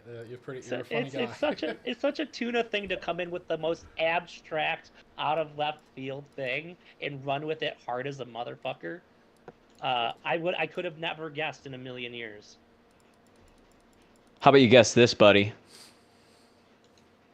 Let's go! Orange Man Supreme. The next president of the United States. This is what it would look like if J.D. Vance and Trump had a baby. Look, he's upset right now. Let him disrespect you like that, leader? I'm just kidding. He's upset right now. You know why he's upset? Because Trump's going to lose, baby. I feel it. I feel it in my bones. I'm happy with this, all right? We got this. All right, good night, you guys. Hopefully the blue wave washes over us in our sleep. Oh wait, Mr. Drazi, before you go, see, it was a chill guy, right? There wasn't anything crazy coming out of me. Yeah. Yeah. Okay, right. Okay. Have a wonderful night, man. Peace out, homies. Good night, politics.tv chat. See you, Chino. Let's see, where are we at right now? Yeah, we're just having a good time. I think I've left Factorio open the entire damn time. I'm gonna join tomfoolery. Let's see if Tom's talking about.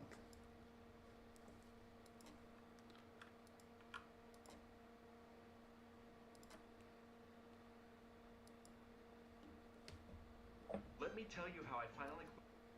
What are we doing?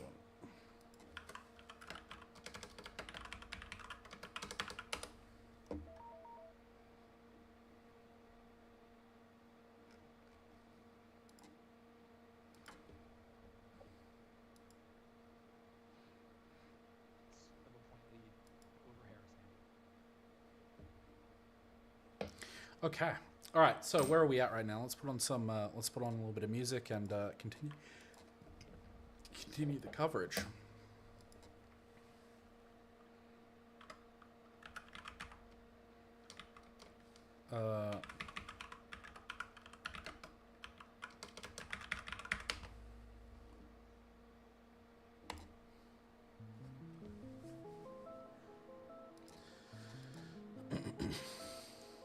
That just increase? Oh no.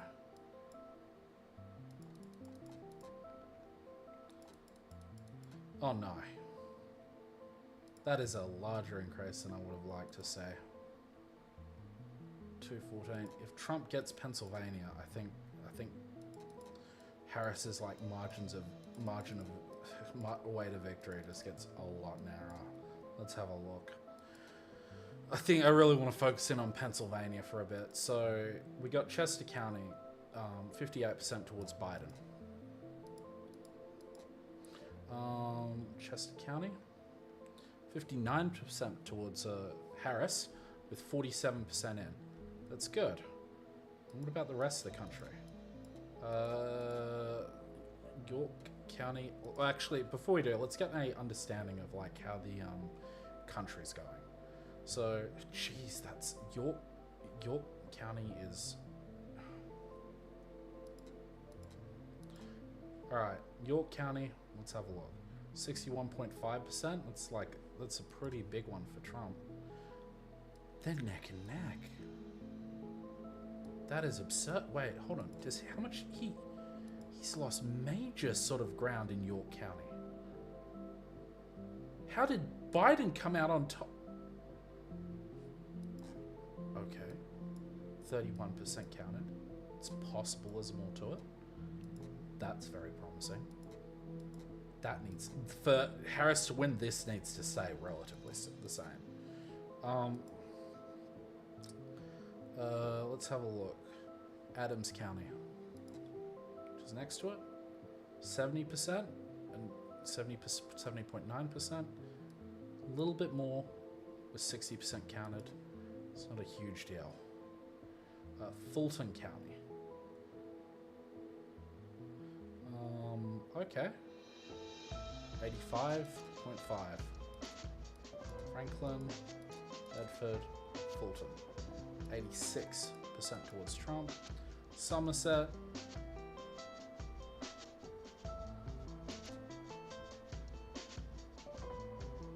Uh, 77.6%. Okay, so this is a big Trump one. 82.5%. How many votes did they get last time? 31,466. Okay, there's a couple thousand votes for Trump there. 98% done. That's good. That one's 98% done. Let's have a look at the Fayette County. 66.3. And we've got 68. Really? Jeez. She has lost a little bit of ground in some of these countries. Donald Trump's 71.5. It's rather marginal, and it looks like a lot. So you probably got like another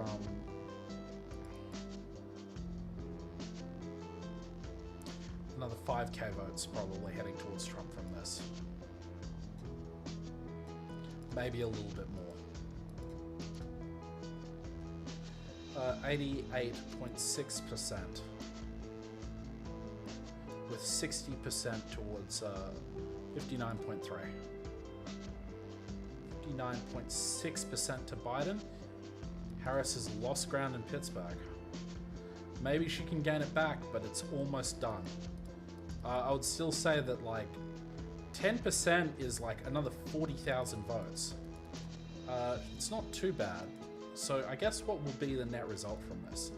Well, it's probably like... It's 60% towards Harris, right?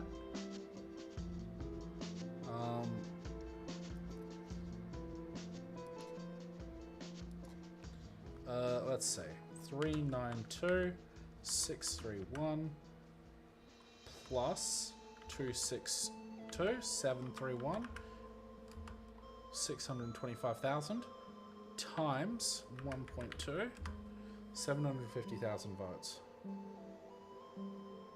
times 0.6.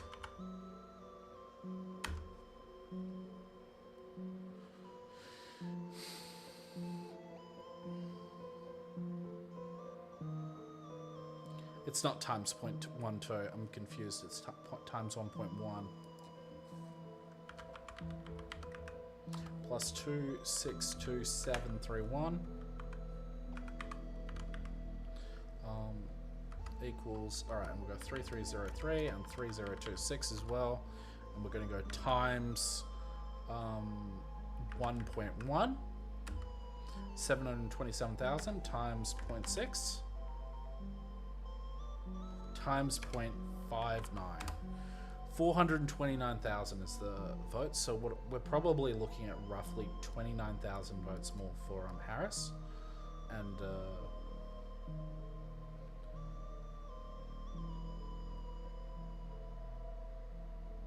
maybe like 14 or something like that for Trump.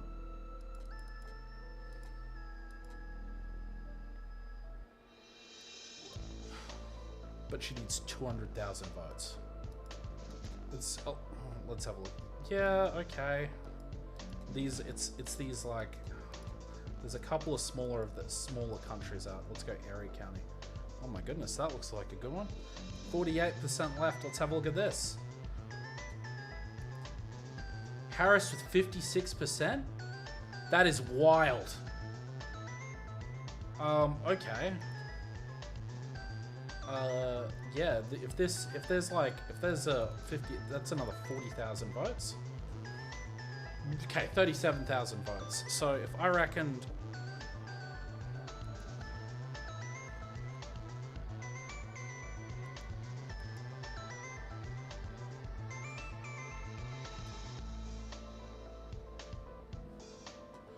let me do some math, okay? So I want to see how much votes I can get for Harris. I'm going to add the votes to Harris. I'm going to subtract the Trump votes from her. So I reckon 392,631 subtract 36,000 votes times it's already, but really, so it's 36,000 votes from Alligator County. I should probably just show you guys what I'm doing on stream. Let's see what chat's saying. Nothing.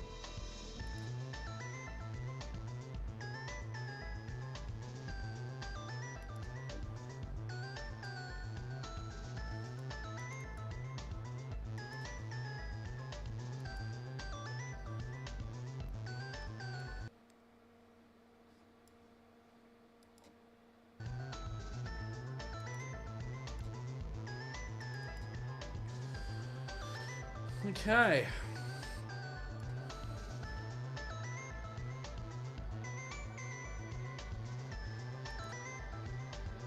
I just need a Pennsylvania election and I'll be good.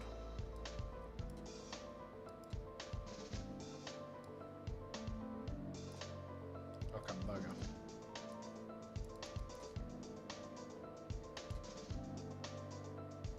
Actually, I've got two calculators, so I can do this.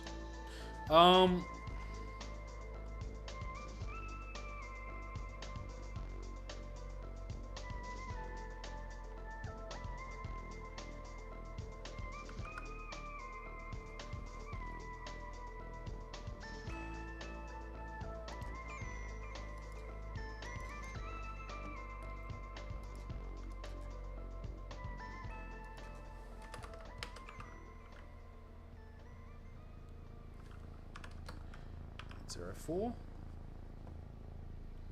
Clear, and we go 625,362 times by 0.4.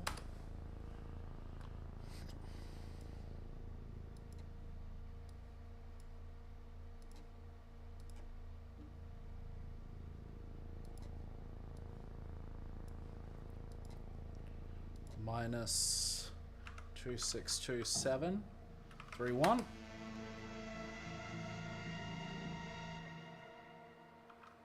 655,362 minus 2. No, hold on. Divide by point. No, times by 0.4.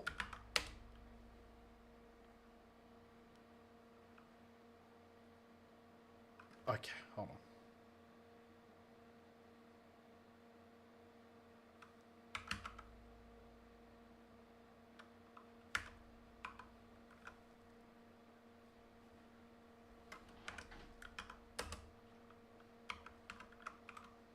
Two six two seven three one. 28,411.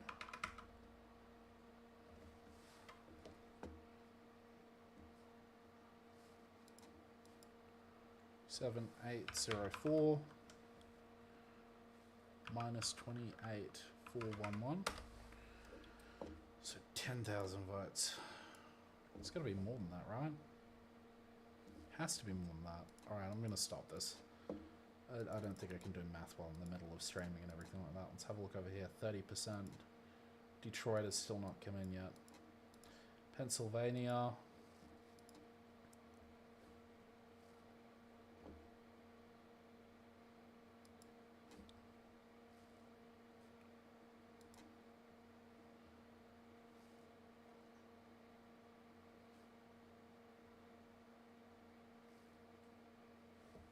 This is huge.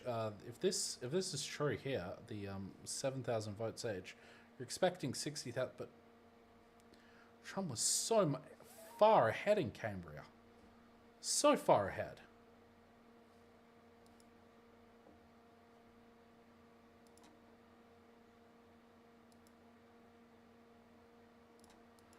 It really all is like, it's all coming down to these countries here to like chase the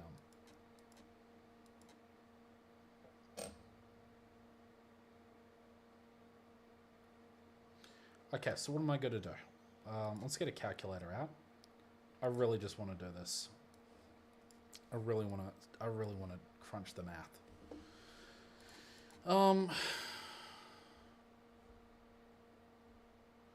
That's all right. We seem to be barely ahead in that one. Let's try Leeton County, right? 83% out. Trump's hold North Carolina. Not a shot.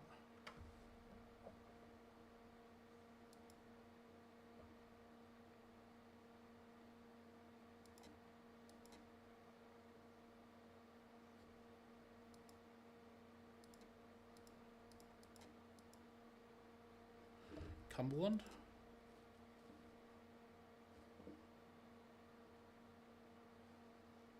Where's my North Carolina stuff?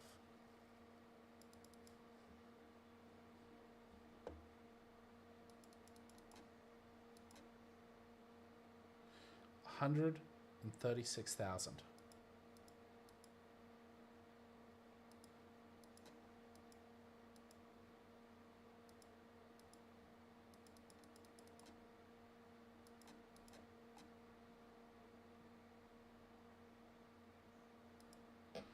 Okay. Yeah, no shot. He can still win. Did he get ahead? Did he get too far ahead? So what does Harris need? Harris needs 130,000 votes. Is there that left? 8% here. What about?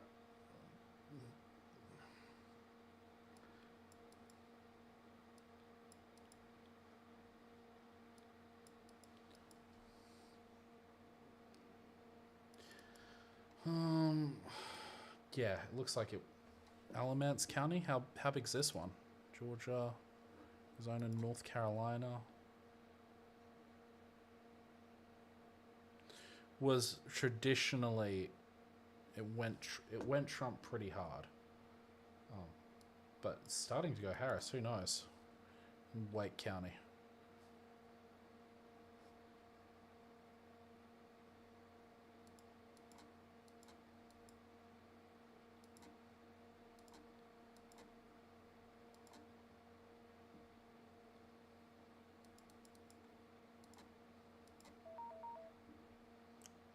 I wouldn't have called that yet.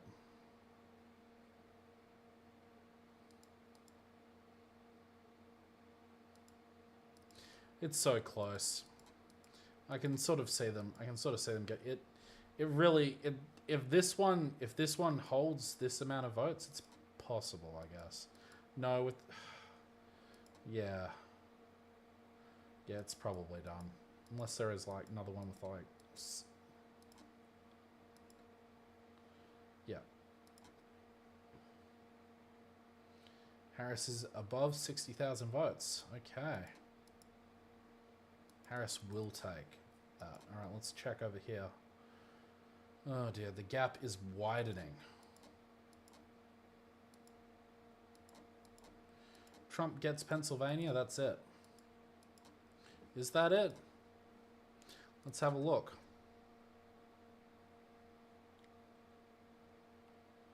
I don't think there is a Yep, that's it. They'll make it. They'll give him the win. Let's zoom out and have a look. Yep.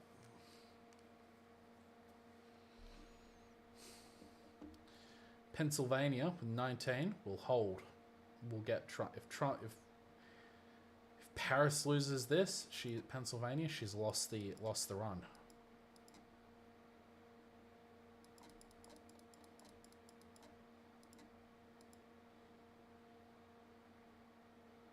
This is so unlikely to go to Harris. 88, 10%. Wow, these things like... Oh, what's the difference in Georgia? Still 130,000 votes. It's 25% left, right?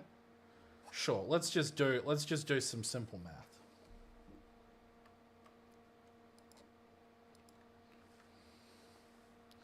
Uh, 288 to 59 times 25% times 1.25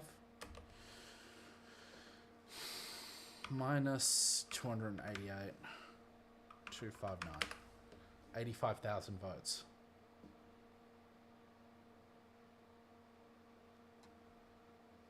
$85,000 votes are in. Okay.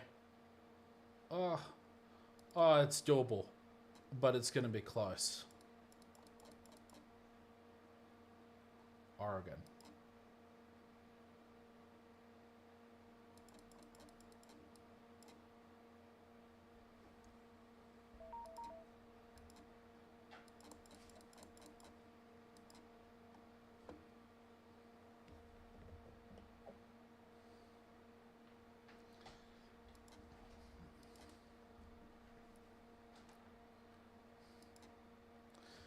Oh man, oh man, oh man. This really rides on...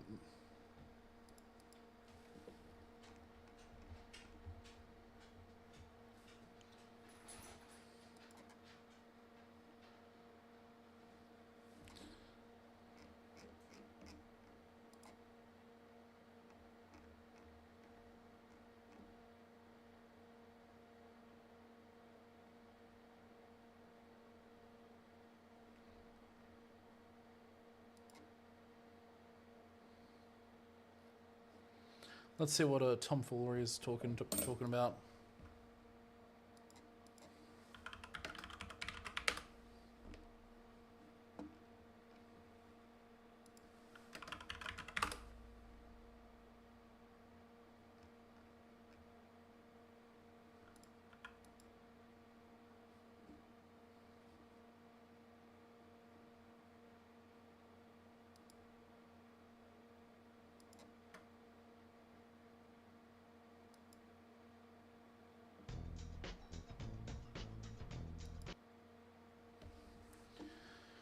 Oh, Michigan.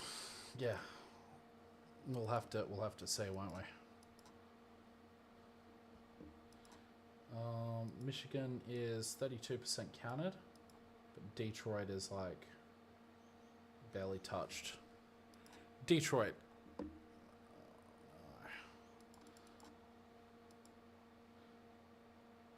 The gap just widens and widens. There's just no shot.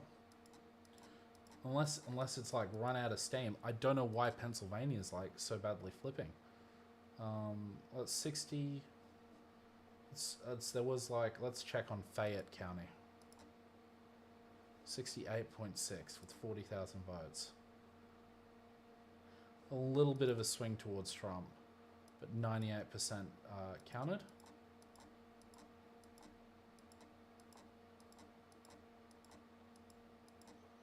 These big counts. So Somerset County, 82%. Shit. These things just got so red. 85, what is it? And then you've got Bedford County. 85%, yeah. This is where Blair, oh my goodness. 75%? Yeah, no, Pennsylvania's gonna go fucking red. There's no shot. Let's have a look. So this is Blair County, right? 71.2 with 45% with 45,000 votes. It's another 25,000 votes for her. For Trump. 71.2, and he's got 75, so it's more than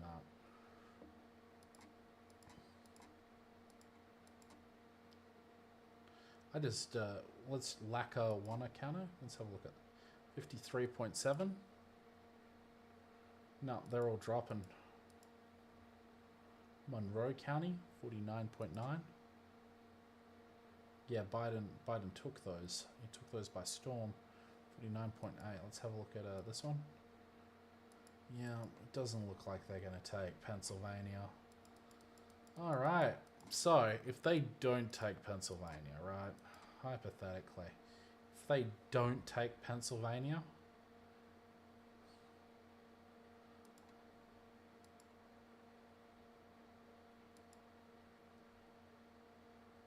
that's it. It's done. They need to, if Trump's in. Unless Georgia flips. If Georgia flips, everything else goes right, Harris can get in. If everything else goes right.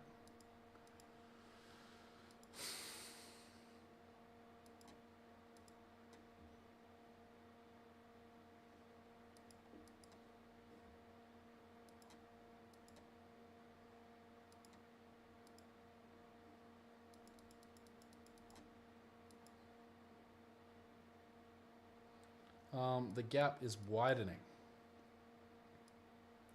Look at that, Jill Stein with 0.5% and Chase Oliver. Jill Stein is literally a Russian agent.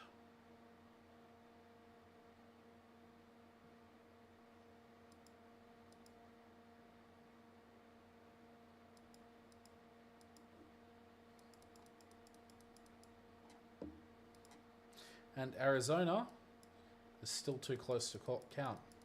I wonder if they'll be working throughout the night to get these election results in.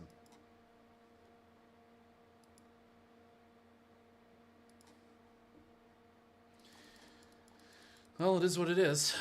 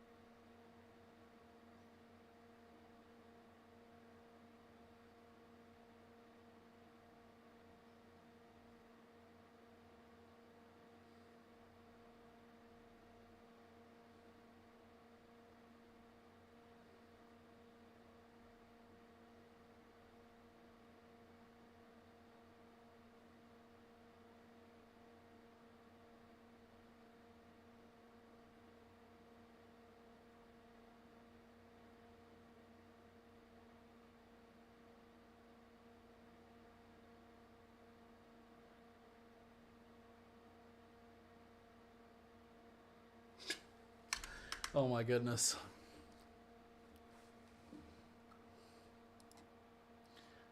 Wisconsin, Michigan.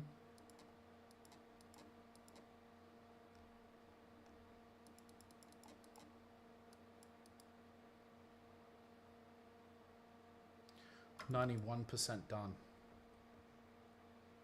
Harris is gaining, but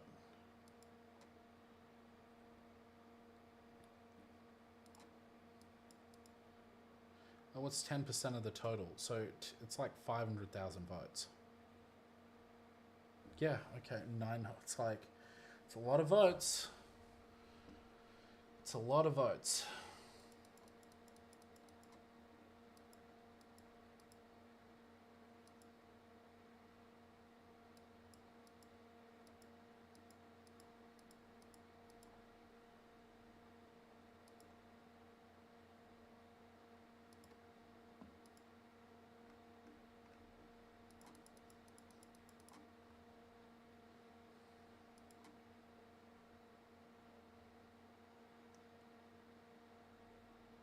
%77%. It still could. It's still.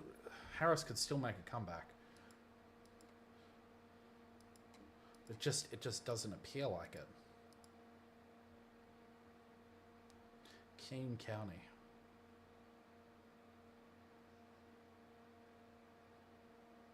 $72.2. Kamala Harris. Yeah. That is positive. That is pretty positive. I don't know if it's like enough to carry the state. They're not 200,000 votes, but it's getting pretty close to it. It's like 190,000 votes, maybe 180. I think maybe some of the polling places have closed for the night. Probably.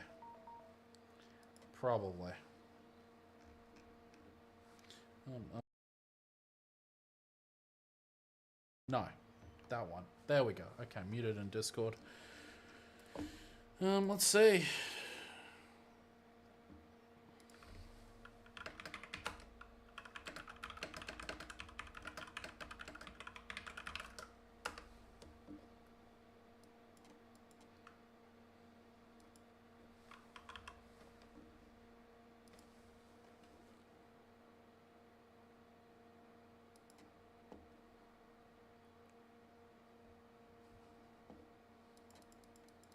Harris holds New Mexico. Okay, that's good.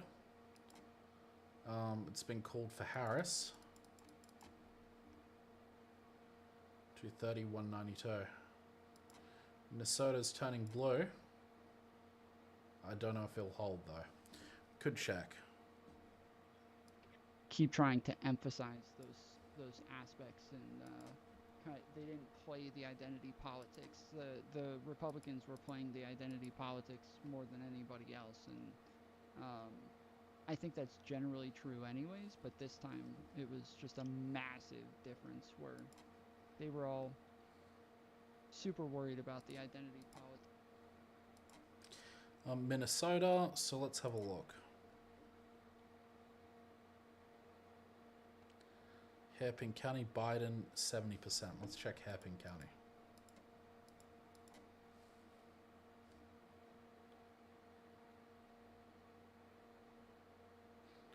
No, it's Hennepin. Sorry. 70.3. Biden took Minnesota quite convincingly last time, so he still could very well get that. Milwaukee is 53% in, 85% in. Let's check Wisconsin.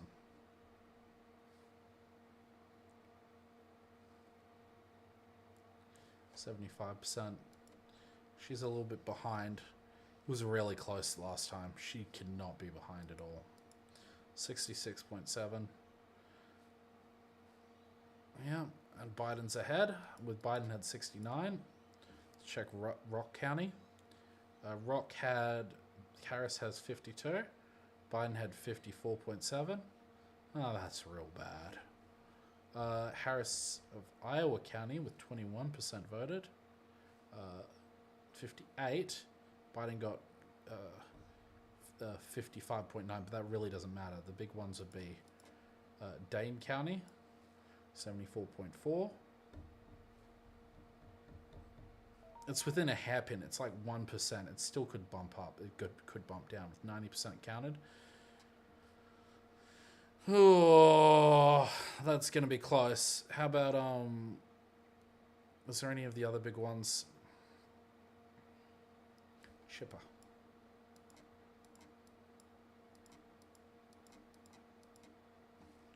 Oh, no.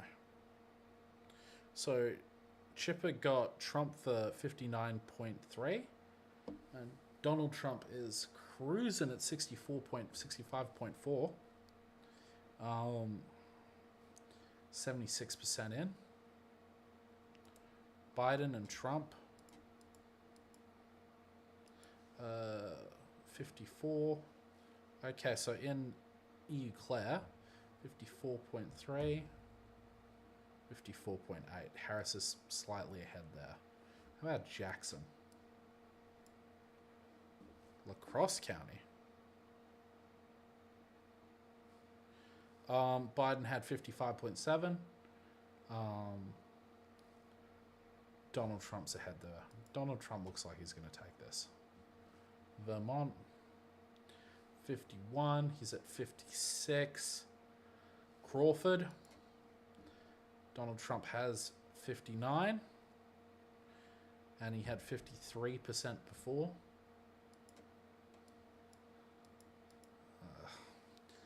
There was such a raise that there was 20,000 votes that took this last time.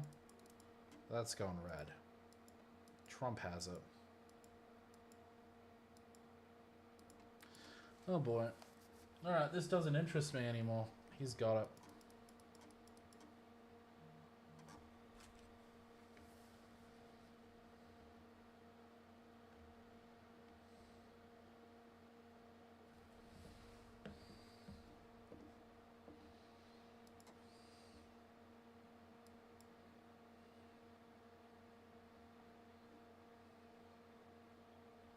%91.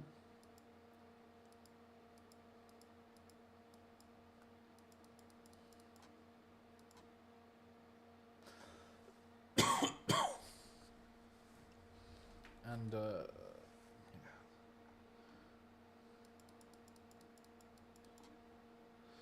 path to victory narrows. I mean,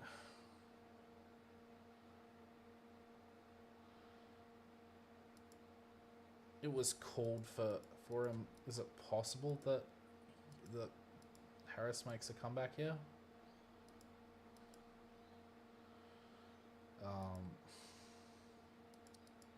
Probably not.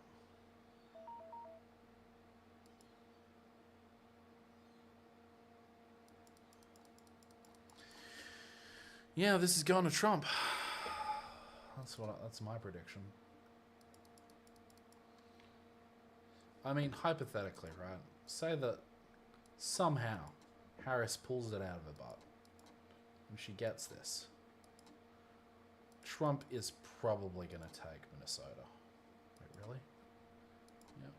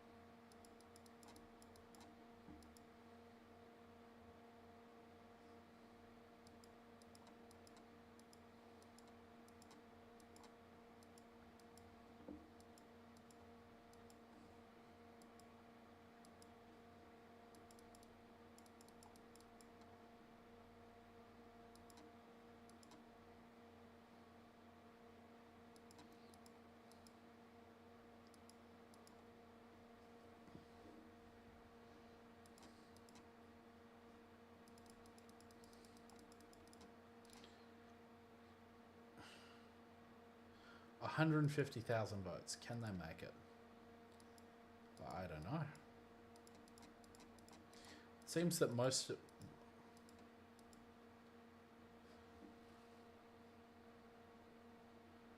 Georgia. Pennsylvania. This is...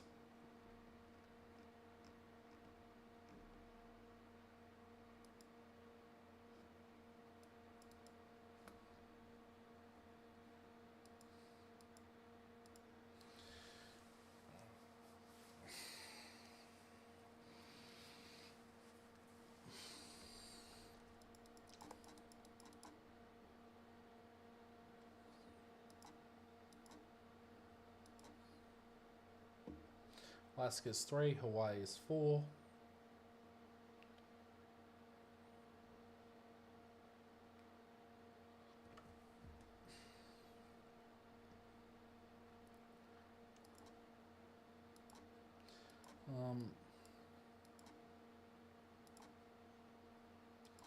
If that happens,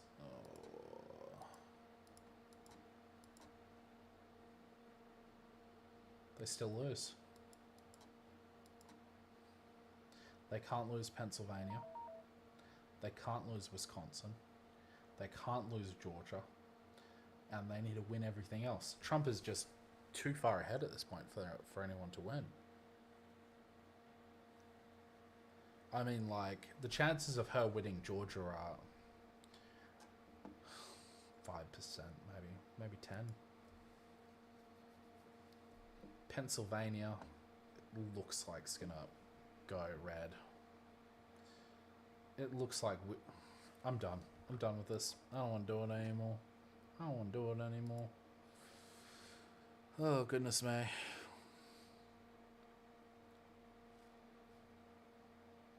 Where the hell is my my Twitch stream? There we go.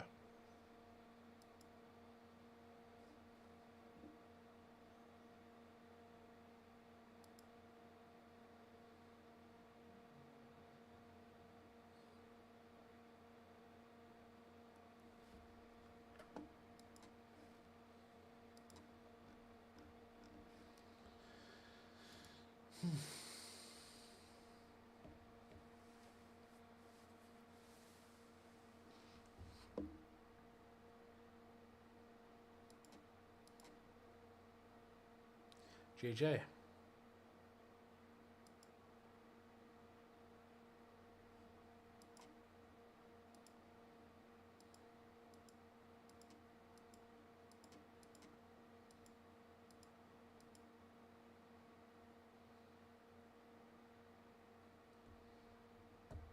'28 and 54. That's so much. That is just so many electoral votes just in California and New York.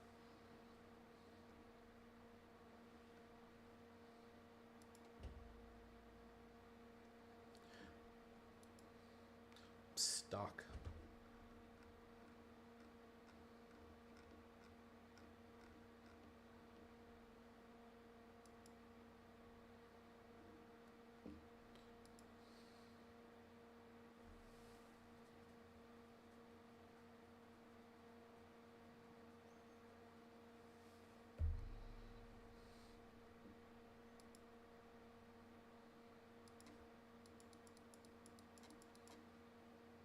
Popular vote margin.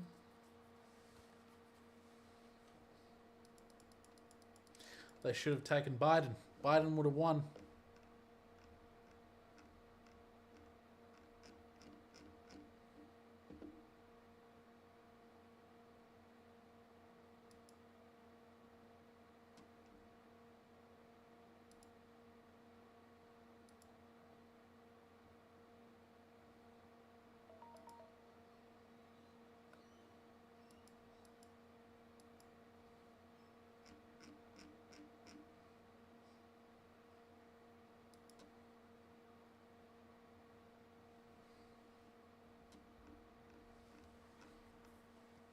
I'm gonna play some music.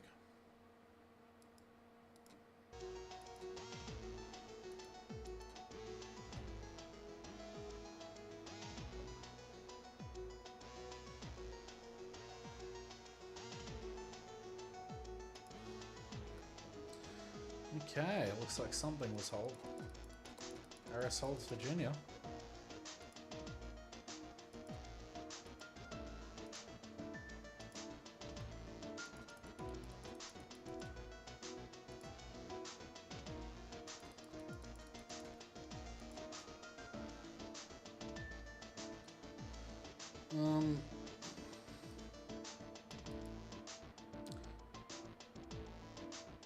It's getting wider, the margin.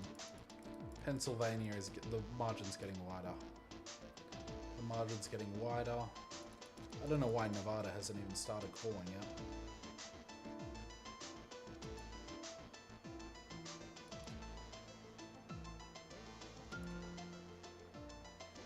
Detroit.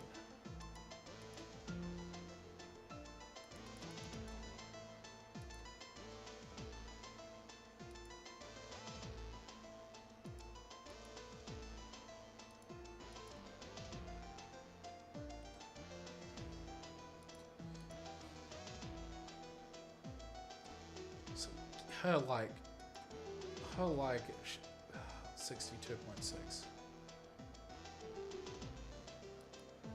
Jeez. Harris 77.2. 81.4 for Biden.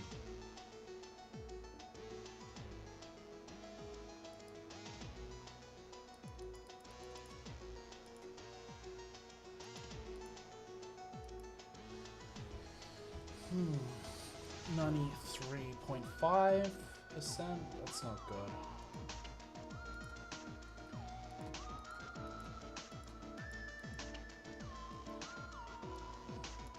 York County are going to carry Trump.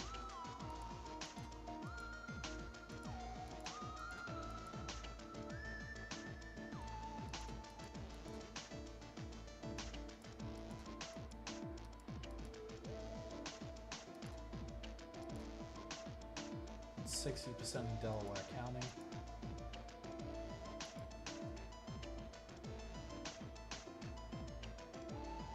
So horrible.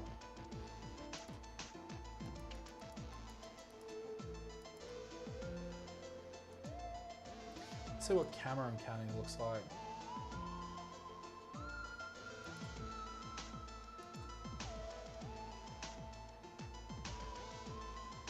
Oh jeez.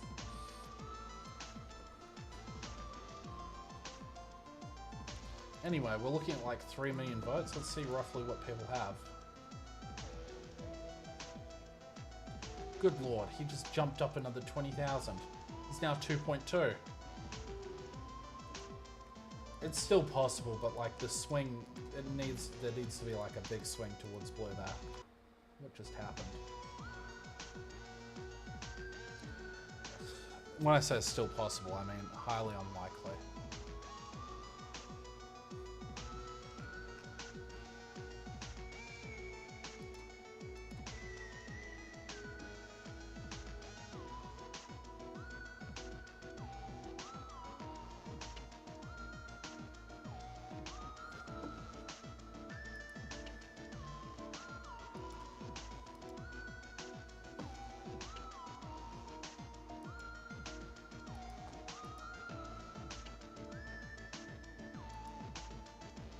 Alright, I think it's... I don't know.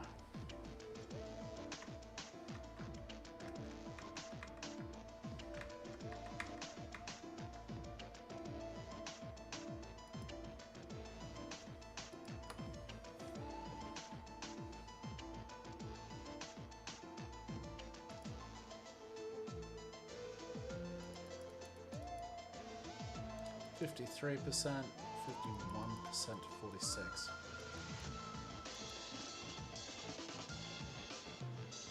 Can you just finish up that last 9% of votes, Georgia, so we can know what's going on? 81.4.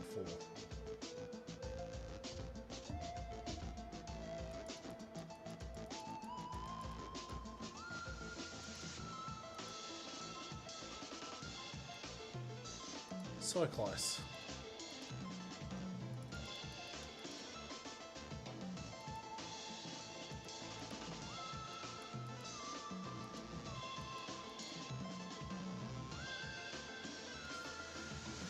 Kind of want to see what other creators are saying about this, though.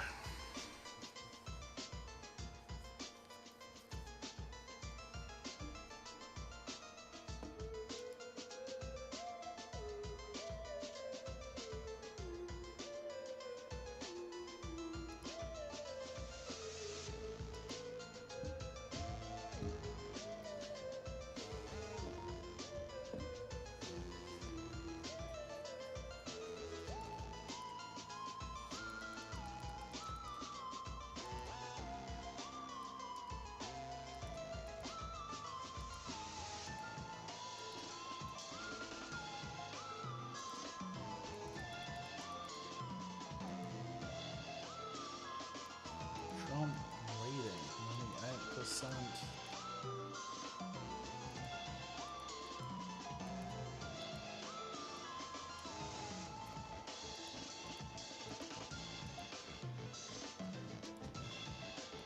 That's not good. The Pittsburgh's done. Looks like a lot of these. There's going to have to be a pretty heavy swing in the countries that are left for this to pan out for Harris. I'm just doom scrolling right now. That's what I'm doing. Doom scrolling.